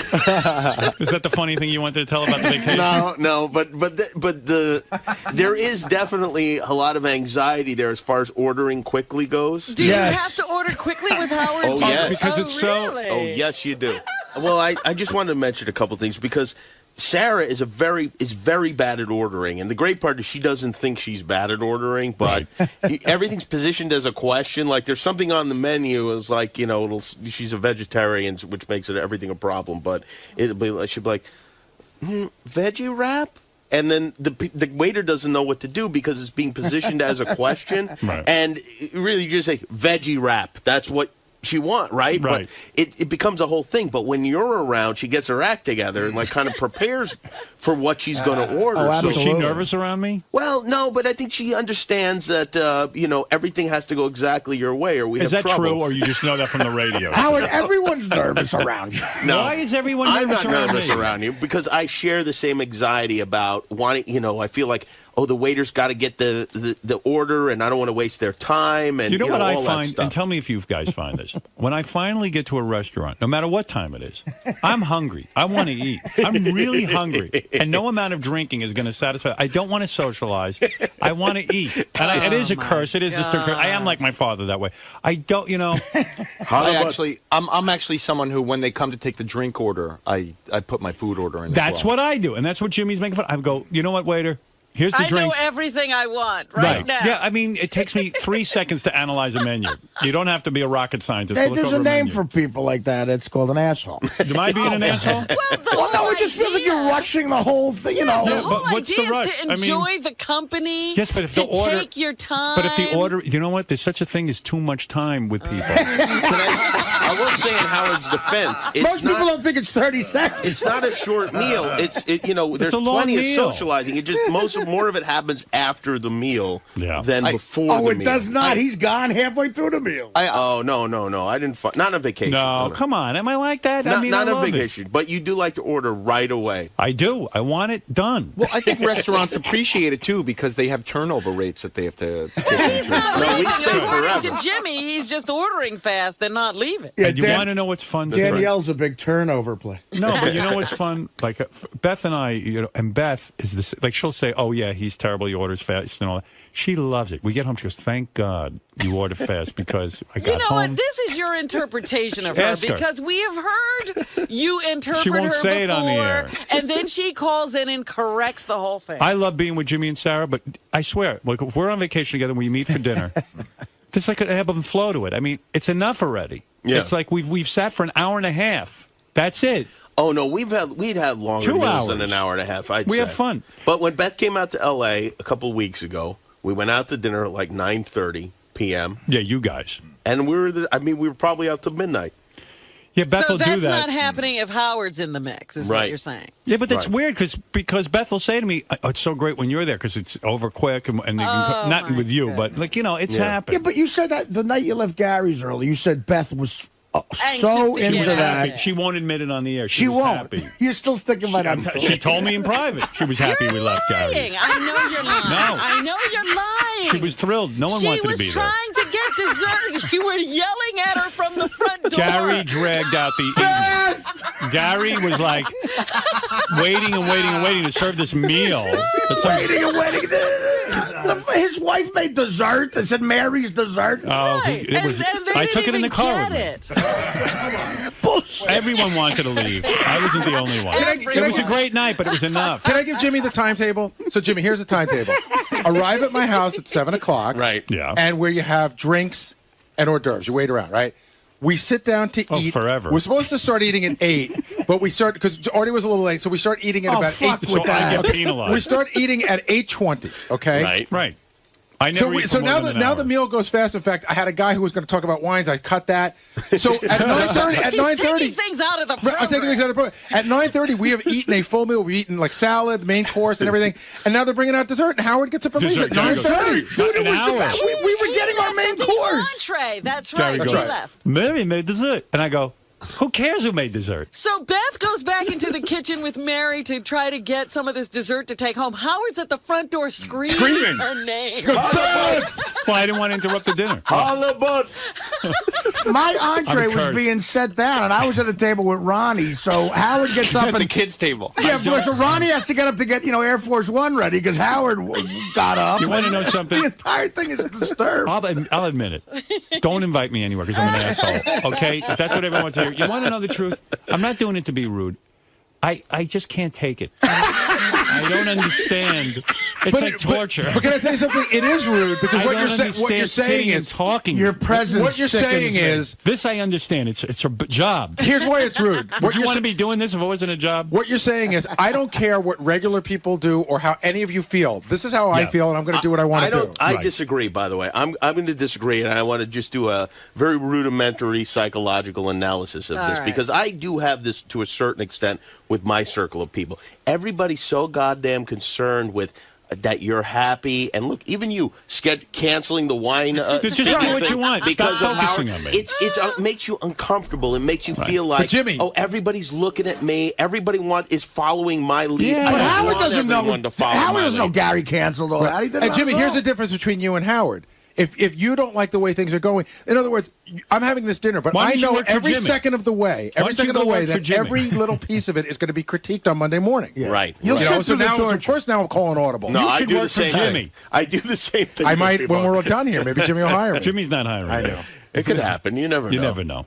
Well, I do understand to a certain extent, even if you're not. Do you have a bad trying time to do on it, vacation with me, though? No, I have a lot of fun on We vacation. do, right? Yeah. So am I a drag? Not at all. No. Although I got Be upset. honest, Howard is rude. No, am I? No, not at all. No, not at I'm all. not. No. You are. No. You can be. No, well, I'm not. I don't see that. I I don't don't see see it The either. word isn't telling rude. you, It's yeah. you can be abrupt. You can be abrupt sometimes. I'm Like, doing Let me people say, a you favor. can say abrupt all you want. I You're invited rude. Howard to go to the Rainforest concert with me once. Yeah. And you know how he's saying he left during intermission at this one? Yeah. He did it to me, too, only he Right. didn't even say goodbye. Well, I didn't want to interrupt you. I was being considerate. the I concert was. started up again. He was there. Yeah. And then I turned to say something to him. The whole row was empty. Yeah. He left and he took everybody with I him. do Robin, that, too. honestly, I did that to not be rude. I did that to say, she's sitting there enjoying herself. If I make a whole big goodbye, it's annoying. Like let her have her good time. Why should I ruin? And then she's going to be like, oh, he's leaving. He probably didn't have a good time. I just left. That's all. Well, I Don't wanted to bother have anybody. a good time with you, and all of a sudden you were gone, and I was like, oh my God, did he not honestly- enjoy himself? He didn't even say goodbye. I honestly didn't do it to be rude. It's called a French exit because it's a rude exit. 'Cause Is you it? don't say Yes, goodbye yeah. to people. Wow. But What time do you- I have no problems with What it. time do you wake up in the morning on, say, though, when you're on vacation? What time do you get up? Oh, it's probably around 7. And the weekends and stuff. See, Howard gets up so I early get that up it at 5. seems much later to him, I think. Yeah, I mean, we it went does, away and to. I get up at 5, and then I hate Jimmy because you're waiting and waiting and waiting. Like Gary He doesn't with get Artie. up with you. He doesn't get up, and then like Artie, he comes out of bed like Artie doesn't get up until noon. he starts eating. 7 breakfast. p.m. Noon is early. Same with Jimmy and Sarah. They don't emerge from their room till like noon. I'm like, the whole day is over. Well, can't you entertain yourself? What are you, a loser? No, I do, but then they want to go to dinner together and they want to eat late. And I'm like, well, I've been up since 5 in the morning. See, here's an observation about you and Beth that I think is, I don't need Jimmy. Unlike you, I don't need someone to entertain me. Trust me, pal. You had Beth with you. I don't need Beth to be with me to entertain myself. Here's an observation I'm busy. about Howard and Beth that's really admirable. Like when we went to Bubba's wedding, we were staying at that hotel. Like I woke up what I thought was really early, like 7 o'clock is early, and I see Howard and Beth they're coming over from the beach. They've already run for an hour and are walking on the beach and like they've already done half a day's work. I start my day. Yeah, that's it. But what, you never think about sleeping till like 10 on a vacation? Or I something? do my ablutions and then I start my day. Who can do it? Yeah. Everyone else besides you, too. I don't know. Robin was out there early, too. I was finished my run when I saw them run. Right. How's that vacation? You getting up and running? I don't know. Look, what am I going to do? What are you running from? That's the right, question. exactly. What are you I'm running running from? to stay in shape. I want to be in shape. Yeah. That sounds awful. Oh my goodness! Do you think oh, what to else? be on the beach is am I so not fun to be horrible. on vacation? No, with? you're a lot of fun to be on vacation. Yeah, I thought with. we had a good time. There was one other funny, but it's not fun to talk about the normal stuff. But one of the great things was when we went into town. We were in Mexico. And That we upset me. Oh, that was great. That was a whole thing. I wouldn't go. I wouldn't go. Leave the resort. I would never go to any town in Mexico. Howard That was isn't- certain that for fear of banditos- kidnapping? banditos were going to kidnap Beth. I understand that. You know, when you leave New York, you're camping out. So. I was so dead serious. Jimmy goes, "Hey, let's go into town," and I didn't go, say it. Beth and Sarah want to go to town. No, Sarah wanted Did to you go want to go to town. Carlos and Charlie's or something? No, Or just I don't they know. wanted to go shopping for whatever. trinkets. Yeah. Papas So and beer? I said to them, and I was dead serious when I said this, and I really felt this way. I said to Beth, listen, don't go into town. I've been reading about these kidnappings. In fact, in Mexico Oh, my now, God, I was kidding, but I was No, but right. in Mexico, they're kidnapping country singers and killing them. Yeah. The Mexican country singers. Then Yeah. you were safe. Yeah, we weren't. Oh, wait a minute. We were with a country singer. And the fact of the matter I didn't think of that. That's Yeah. right. And the fact of the matter is, I said to Beth, go ahead if you insist on going. But when you get kidnapped, don't fucking call me. Because I told you not to go. So I'm sitting there, I'm waiting for them to get back. I'm waiting. They finally come back, and Beth wasn't kidnapped, and everyone was safe. And they're describing they went into town. They had sodas. They had, they went to like margaritas. Yeah. They had all this fun. They had a great time. And I was perfectly happy staying right at the resort. I don't need, why would you leave heaven? Were you honestly worried that Beth was going to get kidnapped by banditos? Yes. But you were worried, but you didn't come with her to protect her. I don't want to. Please, that's the last thing he's going to do. No, you know what was scary to me? What? There were people we were with, and not anyone, not Jimmy and not Sarah, and not me or Beth, but there were people we were with who wanted to get into town to buy pot, I heard. I heard a rumor. Oh, I see. And I said in Mexico, if you go and approach people about pot, they're either going to kidnap you, kill you, or arrest you, and you will never see the light of fucking day. Jerry, am I right? Am I being an asshole? I have to tell you, when we go on vacation to Mexico, we don't leave our resort Right. either. Of course. And we actually do it because this is awful, but we don't want to run into other people who are going to Like know Mexicans? us. No. You don't want to run into Mexicans. Fair enough. No. We don't want to run into people who are maybe going to want to take a picture or anything like that. Now, these places are filled with touristy type people. Right. And they think because you're in another country, it's their right to like hang out, that you have something in common. And the fact of the matter is that we really have nothing in common. We just happen to be in the same Look, country. at the whatever same your time. reason is, you don't leave. And that's my feeling, that's too. the move. I don't. That's the Also, right move. when you go to these resorts, they're so expensive. Like, I don't want to Yeah. waste 1 minute of time. And the there. food is terrific. They're going into town to find food. You wouldn't find better food than where we were. Right. Where do you think you're going? You're going to have better food than what this I is. think what you wanted was an authentic Mexican He wanted- experience. I figured I'd just go along and see what happens. He wanted Senor Frogs. Jimmy's very easygoing. I'm not. I'm not easygoing like him. He has fun. I don't. That's true. That is very He true. does. He has fun. You don't know how to have fun. Like, he always looks like he's having more fun than me. I see him and Sarah sitting at a table. They're having lunch, and they look like they're having a lot of fun. And I'm They just- slept till 11. Just in the last couple, Because I sleep. Yeah, right. in the last couple of weeks, Booker had that, his girlfriend threw him this surprise party. It sounded awful. Howard decided it was going to be an awful experience without going. Oh, I knew it. I got that email from his girlfriend. You should hear this. Come to my boyfriend Booker's surprise birthday party in Atlantic City. Okay, so far so good. Then she goes and she writes, this is Alicia, the newscaster in Philadelphia. She goes, and what With the girl who punched the woman in Shit, the no meat market? punching There was no happened. punching. No Allegedly. Allegedly, please. If I've gotten And elected then 20 referred to the police officer as a lesbian?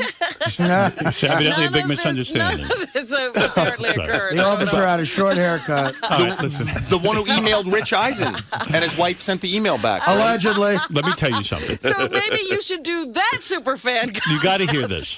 So I get this email. It says, you tell me if you would go to this. Come to Chris Booker's surprise birthday party. I already know. Right. I'm having. Stop there. Listen to this. Stay in your rooms Oh, here we till go. 10 o'clock. 10 o'clock, I'm going to have coffee and dessert.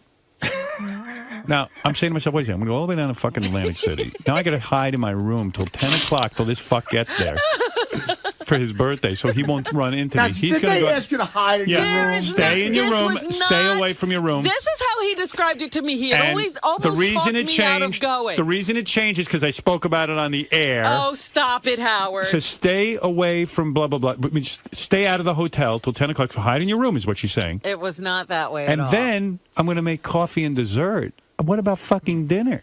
I'm there all. I mean, I got to stay in my room while Booker eats his dinner, and then I get to come out for coffee and dessert. No fucking way. You are I'm not so going. funny. Stay home. You didn't talk about it on the air. It was a surprise party. You didn't talk about it. That's right. Oh. So here's the deal. That would have been great if All you did. she said was Booker and I are checking in at this time, and we're going to this restaurant. No. Just avoid that. That's not the way I And read it. then we meet at 8:30. I got to avoid the restaurant. There are 50 restaurants in the hotel. I don't need pressure. Oh my goodness. Well, also, Howard's 9 feet tall, and it's hard Right. for him to blend in, and people want to talk Nobody to him, would and have people want to seen take him. pictures. Admit I'm fun on vacation. Nobody, you are fun on I vacation. am. I make jokes. Sarah Yeah. loves me. Oh, Does Sarah yes. really like me? Yeah, she does. Yeah. Does There's she a lot like of Beth? gossiping. Yeah, she loves Beth. I don't know if she does. She Why loves do you Beth. say that? She does? Loves her. Yeah. All right. What gives Yeah. you that impression? What is going on? I don't know. I'm over just there? trying to see what's Stirring going up on. things Checking up? it out. All right. You guys play Scrabble or something when you're there? Or? Jimmy does. Yeah, Sarah and I play Scrabble I fucking constantly. hate. I played with him once. It was horrible. Like, because They're you had really- a performance like mine on the Superfan? Yeah, well, yeah, they're really good at it. And, Yeah. and They like, know all those words. They know words. And Yeah, it's hard to just jump into Scrabble. There's Yeah, a lot of I'm little not a words. Scrabble guy. I mean, I'll play, but Scrabble is like, who wants to know words? Words slow me down. Where does the fun come in on the vacation? Howard's a Yahtzee guy, a travel Yahtzee guy. Jenga. No, I'm a chess guy. Oh, right, of course. Yes. You wouldn't know that. You should listen to the show, Jerry. All right, let's go back to Eric the Midget, who really did want to say something. Oh. Him again? Well, right. no, He's I been promised holding him. on. Yeah. All right, Eric, go ahead quickly. I was going to talk about my shows that I have tonight and tomorrow night. Well, Bye. that's very exciting. Take care, Eric. Eric, do you ever consider that your timing is horrible? That like we're having this fun conversation, and then all of a sudden you get on and all you want to do is plug. Well, I told the people in the room since I was in my chat room since I wasn't listening to let me know when the contest was over. They let me know a bit too early, obviously. All right, quickly, what do you want to plug? If fun were a car, you'd be a speed bump. You understand? Do you guys ever listen to Eric's broadcasts? Yes. I not only that, I really had to like watch myself because I started to get obsessed with it. I started watching it online, and I realized I was headed in a dangerous path, and that I could become really just spend my whole life watching Eric. You were one of the online guys. Yeah, you would go to his I JFSC. did. When I figured it out, I was like, "Oh no, I better not do this. I better not do this." Are you a JFSC member? I think so. Yeah, I think I had to sign up, whatever to watch. Eric, are you nervous about being in the movie? No, not really. He doesn't really get nervous. All right, good. I don't think Eric's going to come through. I think he's going to find a way to kind of weasel out of the it. movie. I'm afraid so. Oh, I hope Colin is writing for Eric because I don't expect much acting. I think the part has to be perfect for Yesterday, I also Eric like the idea that Eric's mad at me after I got him tickets to the American Idol finale, the plane, all that stuff, and he screwed me and decided not to come. He's mad at me because I made fun of him. Like, you shouldn't be mad at him. But that's the best way to get on Eric's bad side. Do something for him. Oh, yeah, you're right. Yeah, he hates me, and all I do is nice things for him. I got him Catherine McPhee's home phone number. Which she still thanks me for. Nice for her, too, yeah. Yeah, it was good for her. It was good for him. Eric? Yes, I'm here. And what about the balloons? I mean, I don't want to beat a dead horse here, but is this ever going to happen, the flying with balloons? Oh, he's never going to do it. Everywhere I go, people are like, oh, you got to get Eric on the balloons. He's afraid we're going to open a window and let him go sailing out the window. I told him about that priest who flew away in Brazil. Yeah, we'll make sure that doesn't happen. We'll be standing by with BB guns. We'll shoot you down if anything happens. I love it. Jimmy's going to bring a BB gun. Yeah. You want to be here when he flies with balloons. Are you kidding me? I want to be the one that cuts the string, and I want to see him float away with balloons. Eric? That's not ever going to happen. All right. All right. All right, Eric, I got to go, really. Well, tonight on the JFSC, there's Bye. the first of the final four. We'll see you later, American Eric. Thanks for calling him. And ECW. Take care of yourself. You got any? All right. See you later. Shut up, fat ass. You obnoxious fat ass. Oh, come on. We know where to find you, dude. You don't move. Just, Hey, is that an enormous pimple on your forehead? No, it's not. It's his brother. Julio. That's his face. Pull your hat up. I'm telling you. Just pull the hat down farther. Pull it up. No. No. His whole face is red today. What's going on? Why are you so red-faced? I don't know. You have big pimples, and look at your cheek even. Yeah. I'm a Kennedy. The skin doesn't look good today. What are you doing? Did you try some new product? No, I have not tried a new product. All right. All right, listen, I got to go, okay? I got a lot to do. Okay. All right, thank you. I'll speak to you later. Bye for now. Break a leg. That's what actors say. Right. And you should listen to Jerry about taking him up on some acting lessons. Yeah. If you're smart. Guy's been around the block, knows what he's doing. All right, thank you. No, Eric. Let's go to Greg. Greg, go ahead. Hey, guys, how you doing? All Love right. the show. Been a long-time listener. I love Sirius. Two quick things. I wanted to ask you if you felt uncomfortable being around Jerry after having his girlfriend naked in your apartment, and you never come on. really told us if you banged her or not. I never banged Rebecca. I'm friends with Rebecca. And I should also say I had never met Rebecca at that point. That's right. So for me to get upset with her about something that Rebecca at happened that when point- Rebecca didn't even know I existed on this planet. Rebecca So- at that point was in a very unhappy marriage. She turned to me in a moment of need. And let me tell you, that's got to be the low point of her life, turning to me for anything. No, we were just friends, and we were hanging out having a good time, Jerry. That was Yeah, it. I don't feel any. I'm not uncomfortable. I'm in any not. way. Don't ask me to destroy my pictures of that night. Those are mine, and you really have no right to them. Don't you get worried about your naked pictures, someone coming in and downloading them or I something? worry all the time. No, they're not. You're not naked. They're not in are you? downloadable condition. They're in. There's one thing of Polaroids. They sit in a very, very private place where no one can find them. Are you naked too? Who, me? Yes. Hell no. Are you crazy? Because I'm breaking in. Like any good friends, Really? like any good friends, we took naked photos. Big Wow. deal. Yeah. Howard and I took naked You know, photos. I do have to admit, I did ask once. I asked. What did she say? No. She That said no. What? She never made love to Howard? No, that I couldn't take photos. Oh. Why? It just, I mean, and I once again, I agree with the argument. I know everyone's going to jump on the, I get beat up in my marriage, but I mean, it's, you know, I think she was afraid that it was going to get out there somehow. And boy, I if it got understand out there, what would we see? A most gorgeous woman nude. I mean, how Well, would it was that hurt? it was awful. I had one of those wind-up cameras where you have to hold the flash down, and I would have had to take it to Photomat, so they Yeah. would have seen it. They would have Did you made copies. Did you bring up that she did it for me? So why can't you do it for you? No, I didn't bring that up. No. You did. We'll throw that in there. For I was you. going to say, all right. now take that I will argument. Are you try crazy, Jerry? That's going to win the argument. Well, you did it for Howard, for Christ's sake, and you weren't even married to him. I will try that. I did suggest maybe obscuring faces, but that didn't even fly. Robin, has Jim Florentine tried to take No. nude photos of you? And Robin, can I ask, why are you surrounded by dead flowers? I like dead flowers. Really? She had she had a boyfriend who used to videotape her in the shower. Oh, God. This I guy did that was once. this guy was so annoying. He tried to videotape me, and but she got What were rid of you him. doing in the shower? Nothing. And then but Jimmy might be a picture taker. Did he Oh, ever yeah. say to you, "I want to take some No. pictures"? Oh, yeah. You were like that, Jimmy? Oh, yeah. One time when she was doing the enema, Yeah. I got my Navy periscope up. Went right up to poop shoot. You love her. You love when she takes an animal. I love the enema. Why do you love it so much? I don't know. It's like the smell of tuna and hazelnut. Wow. It's beautiful. And you want pictures Tuna. of that. Yeah. Well, there's something it's close to the business end in the front, you know. All right. Howard, You like a girl with a clean asshole. Absolutely. Right. Just like her dad. Oh, shut up. That's ridiculous. I put a little Vaseline on the tip of my dick. Robin, I can't believe Her butt cheeks is warm in the shower, by the way. Right. I can't believe you're dating our retarded puppet. Right. All right. Thank you, Greg. Howard, can I ask one other quick comment? Yes. What do you think of to Jerry's comments there? You talk about how there's these hot broad guys are already sick of banging him. I mean, that's the comment that he's been making. It sounds like maybe he doesn't have such a good deal after all. What is he saying? I can't understand one word this guy Greg, is you're saying. breaking up something about Jerry, hot broads. He's sick of his. He never said that. Well, no, I was saying, well, he can't watch the football game. He can't do this. He can't do that. I felt bad for Stamos when she dumped him, but maybe he didn't get such a bad deal after all. Are you kidding me?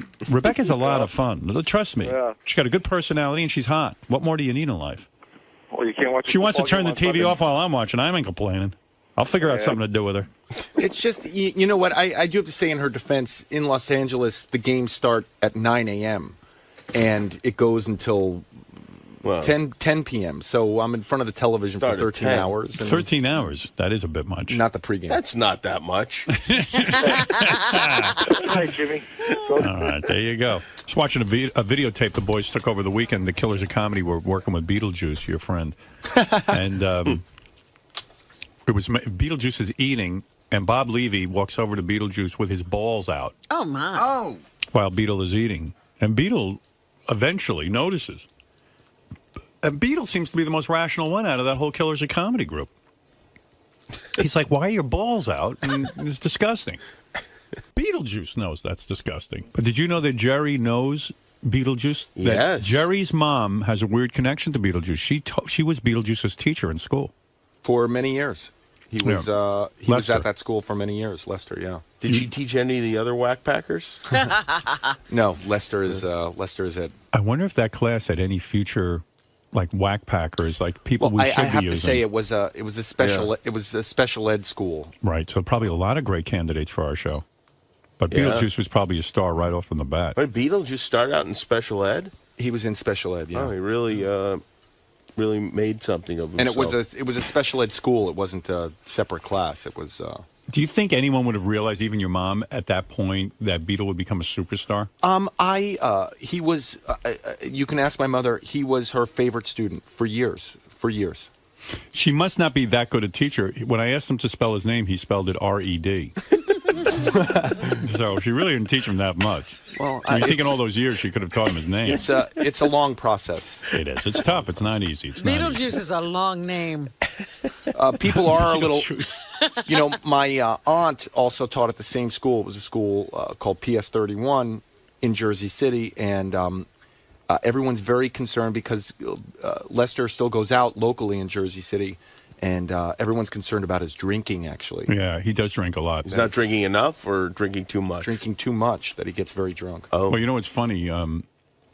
For some reason, Lester Beetlejuice can only spell R-E-D. That's it. Right. Did your mom ever think to change his name to Red, which would have been a great name for him? I don't think she was empowered to do that. Right. I think she was just working for this. It would have made more Jersey sense City to go with State. whatever he could spell. That's my John Hine. John Hine, you were actually the answer to one of the trivia questions, but unfortunately it was the wrong answer. Jerry guessed you on one of the questions. Do you remember that? Yeah. I was the announcer when the show started, Right. But it was George Takei. George But I Takei. appreciate it anyway, Jerry. A lot of people do confuse those guys, though. George Takei and John Hine. True. John, who has gotten 80 He looks like- blowjobs in his lifetime. Go ahead, John. Oh my! I never said 80. Jerry O'Connell and Near Jeff 80. Jerry O'Connell and Jeff Probst gave it their best shot, but it was Jimmy Kimmel who emerged victorious in the inaugural Celebrity Superfan Contest. Right. We'll talk about the difficulty of the quiz, how Jerry should take pride in not winning the contest, how Jeff knew Howard's family but couldn't come up with all the quiz answers, how Jimmy failed to recognize the voice of Crazy Alice, Wow. and if all three contestants are worthy of the title Celebrity Superfan. To the Super Bowl? And a beautiful. Right. Directions and everything. Son, he's Oh, going on he's over there. there. What's happening? Fred, what are you doing? You know what? I had the pot up there. I guess they just started rolling. You had the pot up. For the tape that we had before. I forgot to bring it down when they stopped it. All right. How about after day 2 of History of Howard Stern, I called up John Hine. I called up John Hine of all people. Why did you call John Hine? Well, I didn't want to bother anybody Important? Well, I don't want to say important, but I mean, you know, he does the wrap-up show. I thought it would be less. I thought I would be more likely to get him there. It'd be like if you called the White House and you asked for Condoleezza Rice. Right. You know? Do Jerry and Jimmy believe that John Hine has gotten near 80 blowjobs? Well, I don't have any reason not to believe him, but if that's the case, I'm very impressed. Very And don't impressed. forget, he got married at 22 years old. He's claiming he got near 80 blowjobs before 22. Wait, 80 blowjobs total or from 80 different women? 80 different women. Oh. I didn't say 80. All right. But you said somewhere in near that 80. neighborhood, though, right? The neighborhood, I came clean. The neighborhood shrunk. It's around 30. That's what I. It's around 30? That's still pretty good. Yeah. Yeah.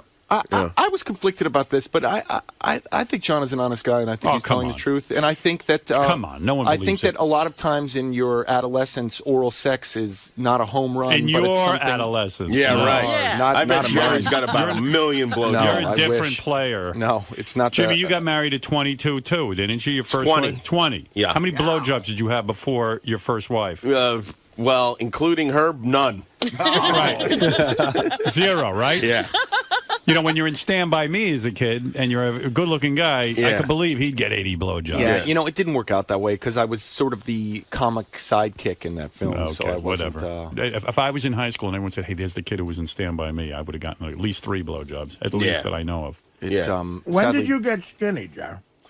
Do you mind swallowing before you ask that question? I don't want the subject to move. With the irony. You know, in all honesty, I think my mom saw that I was going down the wrong road and put me on a diet.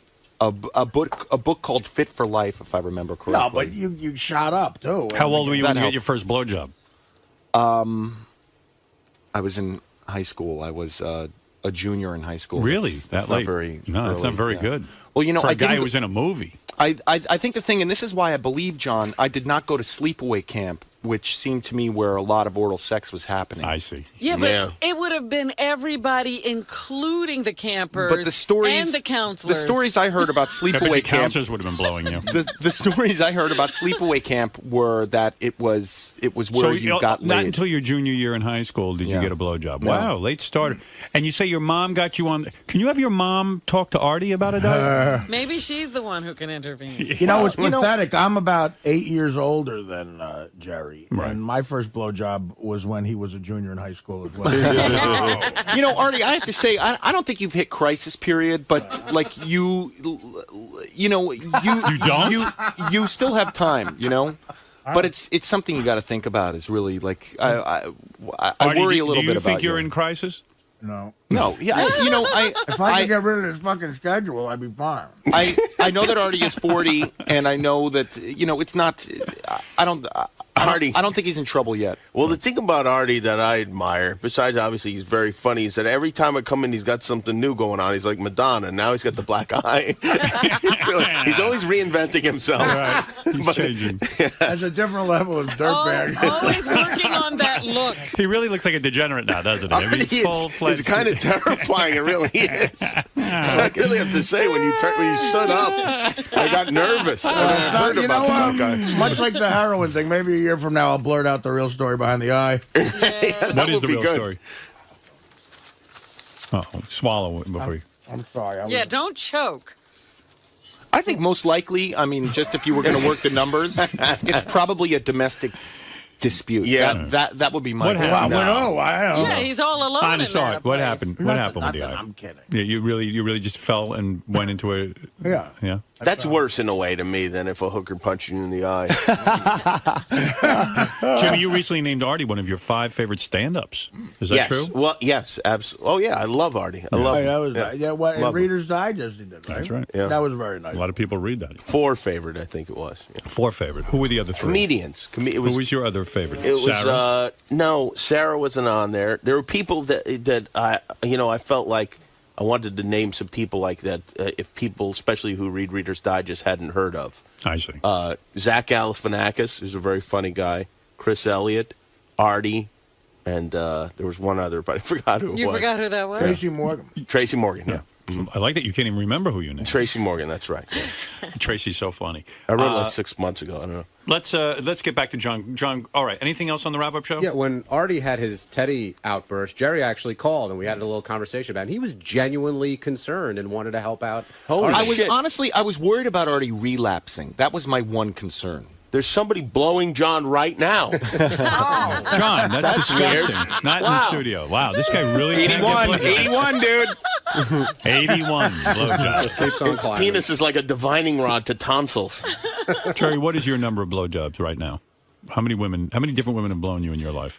You know, I never counted blowjobs, but it's not that high. I'm not really a blowjob guy. I'm You more don't of enjoy it that much? Yeah, I prefer to hit a home Just run. get right in it. Me too. I'm with you on that. When you run out of count, that's a good sign. The single most depressing fucking thing ever is when we asked Pauly Shore how many playmates he fucked, and he went, I don't know. I wanted to jump off the Chrysler. Wanted to kill building. you. So I remember. That's when you started doing heroin. When the first month I moved to Los Angeles, I went to a discotheque called Guys on Beverly Boulevard, and I right remember by Jerry's Deli there. Exactly. Yeah, I used to go there sometimes. And it's amazing how Artie He's landmarks. Yeah, his landmarks are restaurants. Jerry's Deli was open all night. When I wasn't getting a blowjob, I was eating at Jerry's Deli. There was a girl who went on a date with Artie and said every landmark he took her to was a restaurant. Real truth. Well, yes, it's down by Katz's. Pauly Shore was at the monitor. They had a camera outside, and he was pointing to the monitor and telling someone to radio the bouncer to let that woman into the back. He's a stud. That guy. He's an operator. He's an operator. And you can't blame a guy. I mean, it's like the Wizard of Oz back there. He is really. Yeah. Jimmy, I'm surprised you never used your late night prowess, your fame, to fuck lots of girls. You were really very, very faithful to Sarah, and you right out of your marriage. I really fucked up. It really fucked up. Did you sleep with anyone else before you? No. Wow. Yeah. So you've slept with 2 women your entire life. No, 3. 3. Wow. You're really a monogamous kind of guy. Yeah. Look over there, John Hine. Not by choice. John Hine has He's had whooping you. way more. Yeah, but really, John am I Hine that is much beating you better like- looking than John Hine? I mean, look at us. But Jerry O'Connell's laughing at you. Practically related. He looked at you and actually started laughing. No, well, I was going to say John Hine is beating. New autobiography called Up Till Now. wonderful book, getting great notices. A lot of people are buying it. And I'm urging Howard and his whole audience to take a look at it because it's filled with laughs. It's also a meaningful book to me, so I recommend it highly. And I'm also looking forward to being on Howard's new show. I keep reading Uncensored on Sirius Radio, and I don't know what that means because he wasn't too censored before, so it looks like a big adventure coming up. Well, you know, I'm always excited when William Shatner comes to Sirius Satellite Radio. He is a megastar, an icon. He was voted an icon, one of the 50 top icons of television. Yes, and I think I just got the George Takei treatment from him. Oh, you did? Yeah. Do you know you are an icon? There he is. William Shatner, a singer, an actor, does commercials, does it all. You don't change. I'm ageless. And so are you. No. Well, not really. I mean, the eyes are red, but you look great. You look good, too. And the setup is almost exactly the same as the old radio thing. We didn't want to throw you. Yeah. Huh? We didn't want to throw you, so we kept everything the same. No, it's really remarkable. William Shatner, I was just about to say, you were voted, I believe, by Entertainment Weekly or one of these magazines, one of the top 50 icons on television of all time. They could never forget you. Like my mother would say, when you get 98%, what happened to the other 2%? Where in the 50 did I rank? Well, you know, it's funny because in your new book where you write candidly and honestly about yourself, you say you never watched a Star Trek episode. You are an icon because of Star Trek, and yet you never watched an episode because you think you were a shitty actor in Star Trek. You didn't like what you did. Well, I wouldn't have put the word shitty in front. What word would you put? What did you say? Superb, but I couldn't recognize greatness. I just don't like my face. I don't like the way, I just don't like myself. You were But selected. shitty actor. You were I know. selected for Star Trek because you're handsome. You're a handsome man. You were the male romantic lead. I was attracted to you, and I'm totally heterosexual. And you are, and I know you are. Now, listen, William Shatner hasn't been here in a while. There's a lot of ground to cover. He has written a blockbuster book. He has revealed all. Now, if you remember his last book, he said some things. I remember we played his audiobook on the air, and it was candid and honest, so I'm expecting the same thing from this book, and I will interview you about it. But first, let me remind you of some of the things William Shatner said. He's already revealed? And that he's already revealed in his audiobook. The first one, here he is. Let's see. In his own words. What are you Nichelle Nichols' gaping asshole has a foul, vaguely organic odor. You comment on Nichelle Nichols, who, of course, was your co-star. You say he had a gaping asshole. What was that? I can't, I blank out when I hear that. I just don't remember saying that, but I'm, who am I to argue with myself? This is from your own words in your own audiobook. Let's you listen some more. recognize your own voice. Well, of course. Here's something you said that I thought was outrageous. On January 21st, 1972, I fucked a black 7th grade boy at a junior high dance. All right. Explain that. But he grew up to be... Obama? Wow, that was the guy you butt fucked. He was passionate. He was concerned about the issues, which were his little round thing. I know other authors are embarrassed by some of the revelations they make in books. Not me. Not you. Let us play some more from your first book before we get into the new revelation. Is there going to be a new audiobook? Oh, my gosh. Not now. I hear you all. Can I expect no less from you? Let's hear what you had to say in your first book. I spent the summer of 1966 drinking come from the nuts of a retarded boy with a raging hard on. All right, why? I don't know why you talk that delivery. Well, because I feel a little bit strange about saying the director thing. told you to deliver it like that. Right. Yeah. Give it the full thing, give it the full treatment. I would talk like that. We were on the air the other day, and we had reason to play your classic exchange when you were doing this commercial for, I don't even remember what it was, or you were doing some job, and the director the guy starts telling you how to do the read, and you just berate him. Oh, I mean, you tell him. You give him a lesson. You give him a lesson. Best lesson. Was it bad or was it good? It's fantastic. It was It's so the right best. on. You did 2 reads of the same thing. Uh-huh. And they were perfect. They were as good as they were ever going to be. And the guy gets on the thing, the squawk box, and he says to you, Mr. Shatner, can you be a little more up-tempo? and you say to him, The laugh is the best. When he starts to direct you, the laugh is and the you best. say to him, I don't even know if you remember this. You say to him, look, why don't you read it for me, and I'll do it the way you do it. So the guy reads it. He reads it horribly. I mean, like a third grader. Yeah. And you do a dead-on impression of what he just read. And the guy goes, oh, Mr. Shatner, I'm so sorry I even brought this up. You go, no. You're making fun of me. I'm not making fun of you. I am reading it the way you read it. That's the way you want it. I'm trying to make the client happy. He goes, no. Now that I'm thinking about it, the guy goes, your first read was so good. I mean, you got this guy so trained, and it's so true. Sometimes they'll make you sit there and go through 100 takes, and you really delivered the goods the first time. You've been there. I mean, yes. Yeah. They don't know. Well, they want to make themselves worthwhile and They tell want to you feel how a part of it. They want to yeah. feel a part of it, but you really had No, delivered it. they don't. But it's beyond that. It's their ego. It's not wanting to make it better. It's I'm going to put my imprimatur on your reading. But you really give it to the guy. You did such a job on him. Well, you know what's wrong, really what's wrong, is they're playing rehearsal tapes. Somehow, the engineer or somebody is taking what you do as you try and find the right way of doing it and making that entertainment that they put out on But you know terrible. what? They should all hear this so that they keep their mouths shut while you're in there you know, working. a talented guy might have something to add. True, but they ought to know the difference. It's funny though, when I hear you do the first read, I go, okay, he nailed it. Yeah, he did he's it. perfect. It's fine. It's very good. I would have you continue, and you'd be done with the session in 15 minutes. Right. There's a one out there with the word garage. Yeah, no, garage. sabotage. Oh, sabotage. I played that for you. And sabotage and sabotage. Yeah. Well, you were clearly wrong. There is no such word as sabotage. You tell the director, but you're I not say changing sabotage. anything. Right. It was me talking. So the word came up, and I said sabotage. But sabotage is not a word. The word is sabotage. But you wouldn't let go of that one. That one you were wrong in.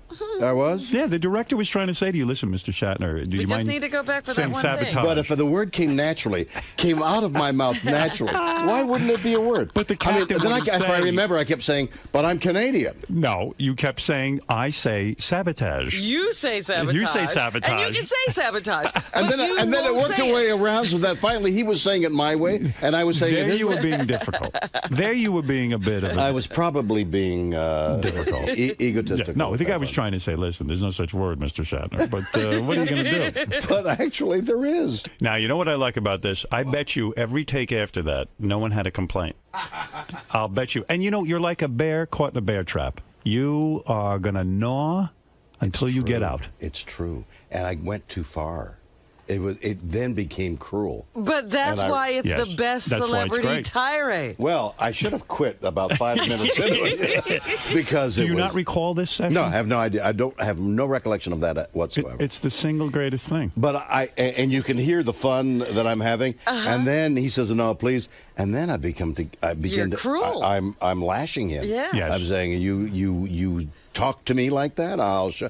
That was really bad behavior on my part. But you, in a sense, were right. The read was good. You taught him a lesson. Well, his read was horrible. His read was horrible, and the people who emphasized, you read commercials. You and this. Yes, right. I'm on my way to see your face. Right. You You sounded very good. Now, this is where you get into trouble. Even in your new book, you say you were shocked to find out that most of the Star Trek cast hated you. You say this in the new book. Right. And the word most is not really, most was pretty accurate. We know exactly who we're talking about. People who were only there for a your day. own words, not in your own words, you said Leonard Nimoy thought you were a real son of a bitch. No. Yes. No. Well, I don't say that. You Are felt you so bad. paraphrasing? He's paraphrasing. No, it says Leonard Nimoy thought Bill was a real son of a bitch. Oh, you are so bad. This is your book.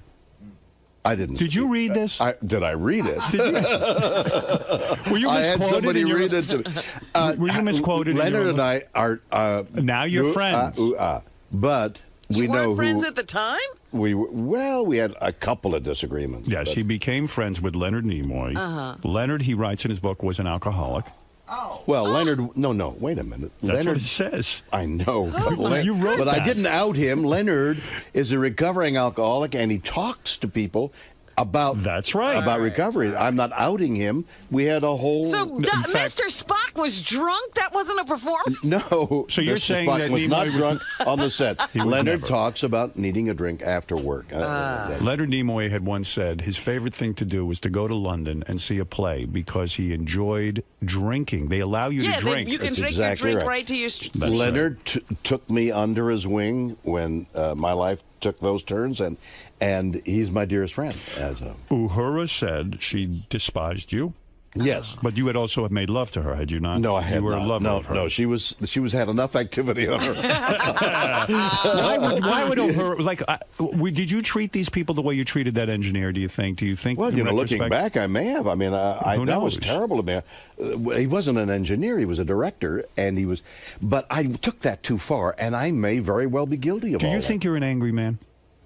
Have you been to a psychiatrist, and has the psychiatrist diagnosed you as an angry man? I've not been to that kind of therapy, but I probably was a very angry man. Why do you think you were angry? Were you angry with your mother? Probably. Why? What did his mother do? Well, his mother indulged there him. are issues. I don't really deal with that in the book. I know, but I'm dealing with it here. What happened really, between are you and your mother? You are angry. I probably, I don't know, but usually it's. Were you the case- molested? well, hold on, no. Oh, well, too usually bad. in the case of that kind of anger, it's because you feel you've been wronged. So who knows what was happening? Why did your mother wrong you? What did she do? I wish I. No, wish I you could know. tell you. So- What no, was I she? don't. You won't look? Was she not there for you? I'm looking. Are you not willing to look at yourself? She may not have been there for me, exactly. She may not have loved me unconditionally, that kind of thing. You felt unloved. And your father treated you horribly, didn't he? No, he didn't. My father was a very loving man, but he was busy. Too busy for you. You were ignored by your father, and you felt Well, worthless. No. Didn't you? Daddy can find better How did things you to know? do. Wow. Well, there must have been issues, and I probably was angry, and that was the fuel behind all the Michelle ambition Nichols claims she despised you. Yep. Scotty, Sulu, and Chekhov all allegedly hated you. That was their claim. Sad. Yeah. Sad. Sad. Let's go back to your first audiobook. But is it the job of the captain to be loved by the rest of the crew? See, now there's the voice of wisdom. Did you ever My think- job was to say the words and try and get the show on the air, right? Here, Frank has a question. Yeah, Frank, go ahead in Longview, Washington. Yes. Yeah, this George Takei has expressed some hostility I toward know. Yes, on our show. Mr. Shatner. I know. I was wondering, because I kind of think that maybe this is like a pent-up kind of homosexual...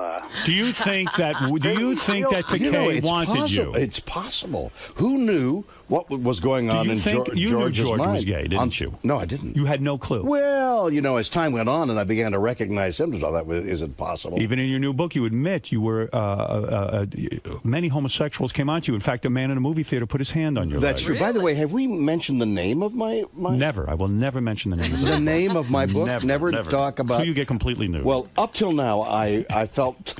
William Shatner's book, Up Till Now, is in stores. And did he'll you love be it? signing copies. I haven't even read it yet. I thought he was going to fake it like he usually does. Yes, I loved it.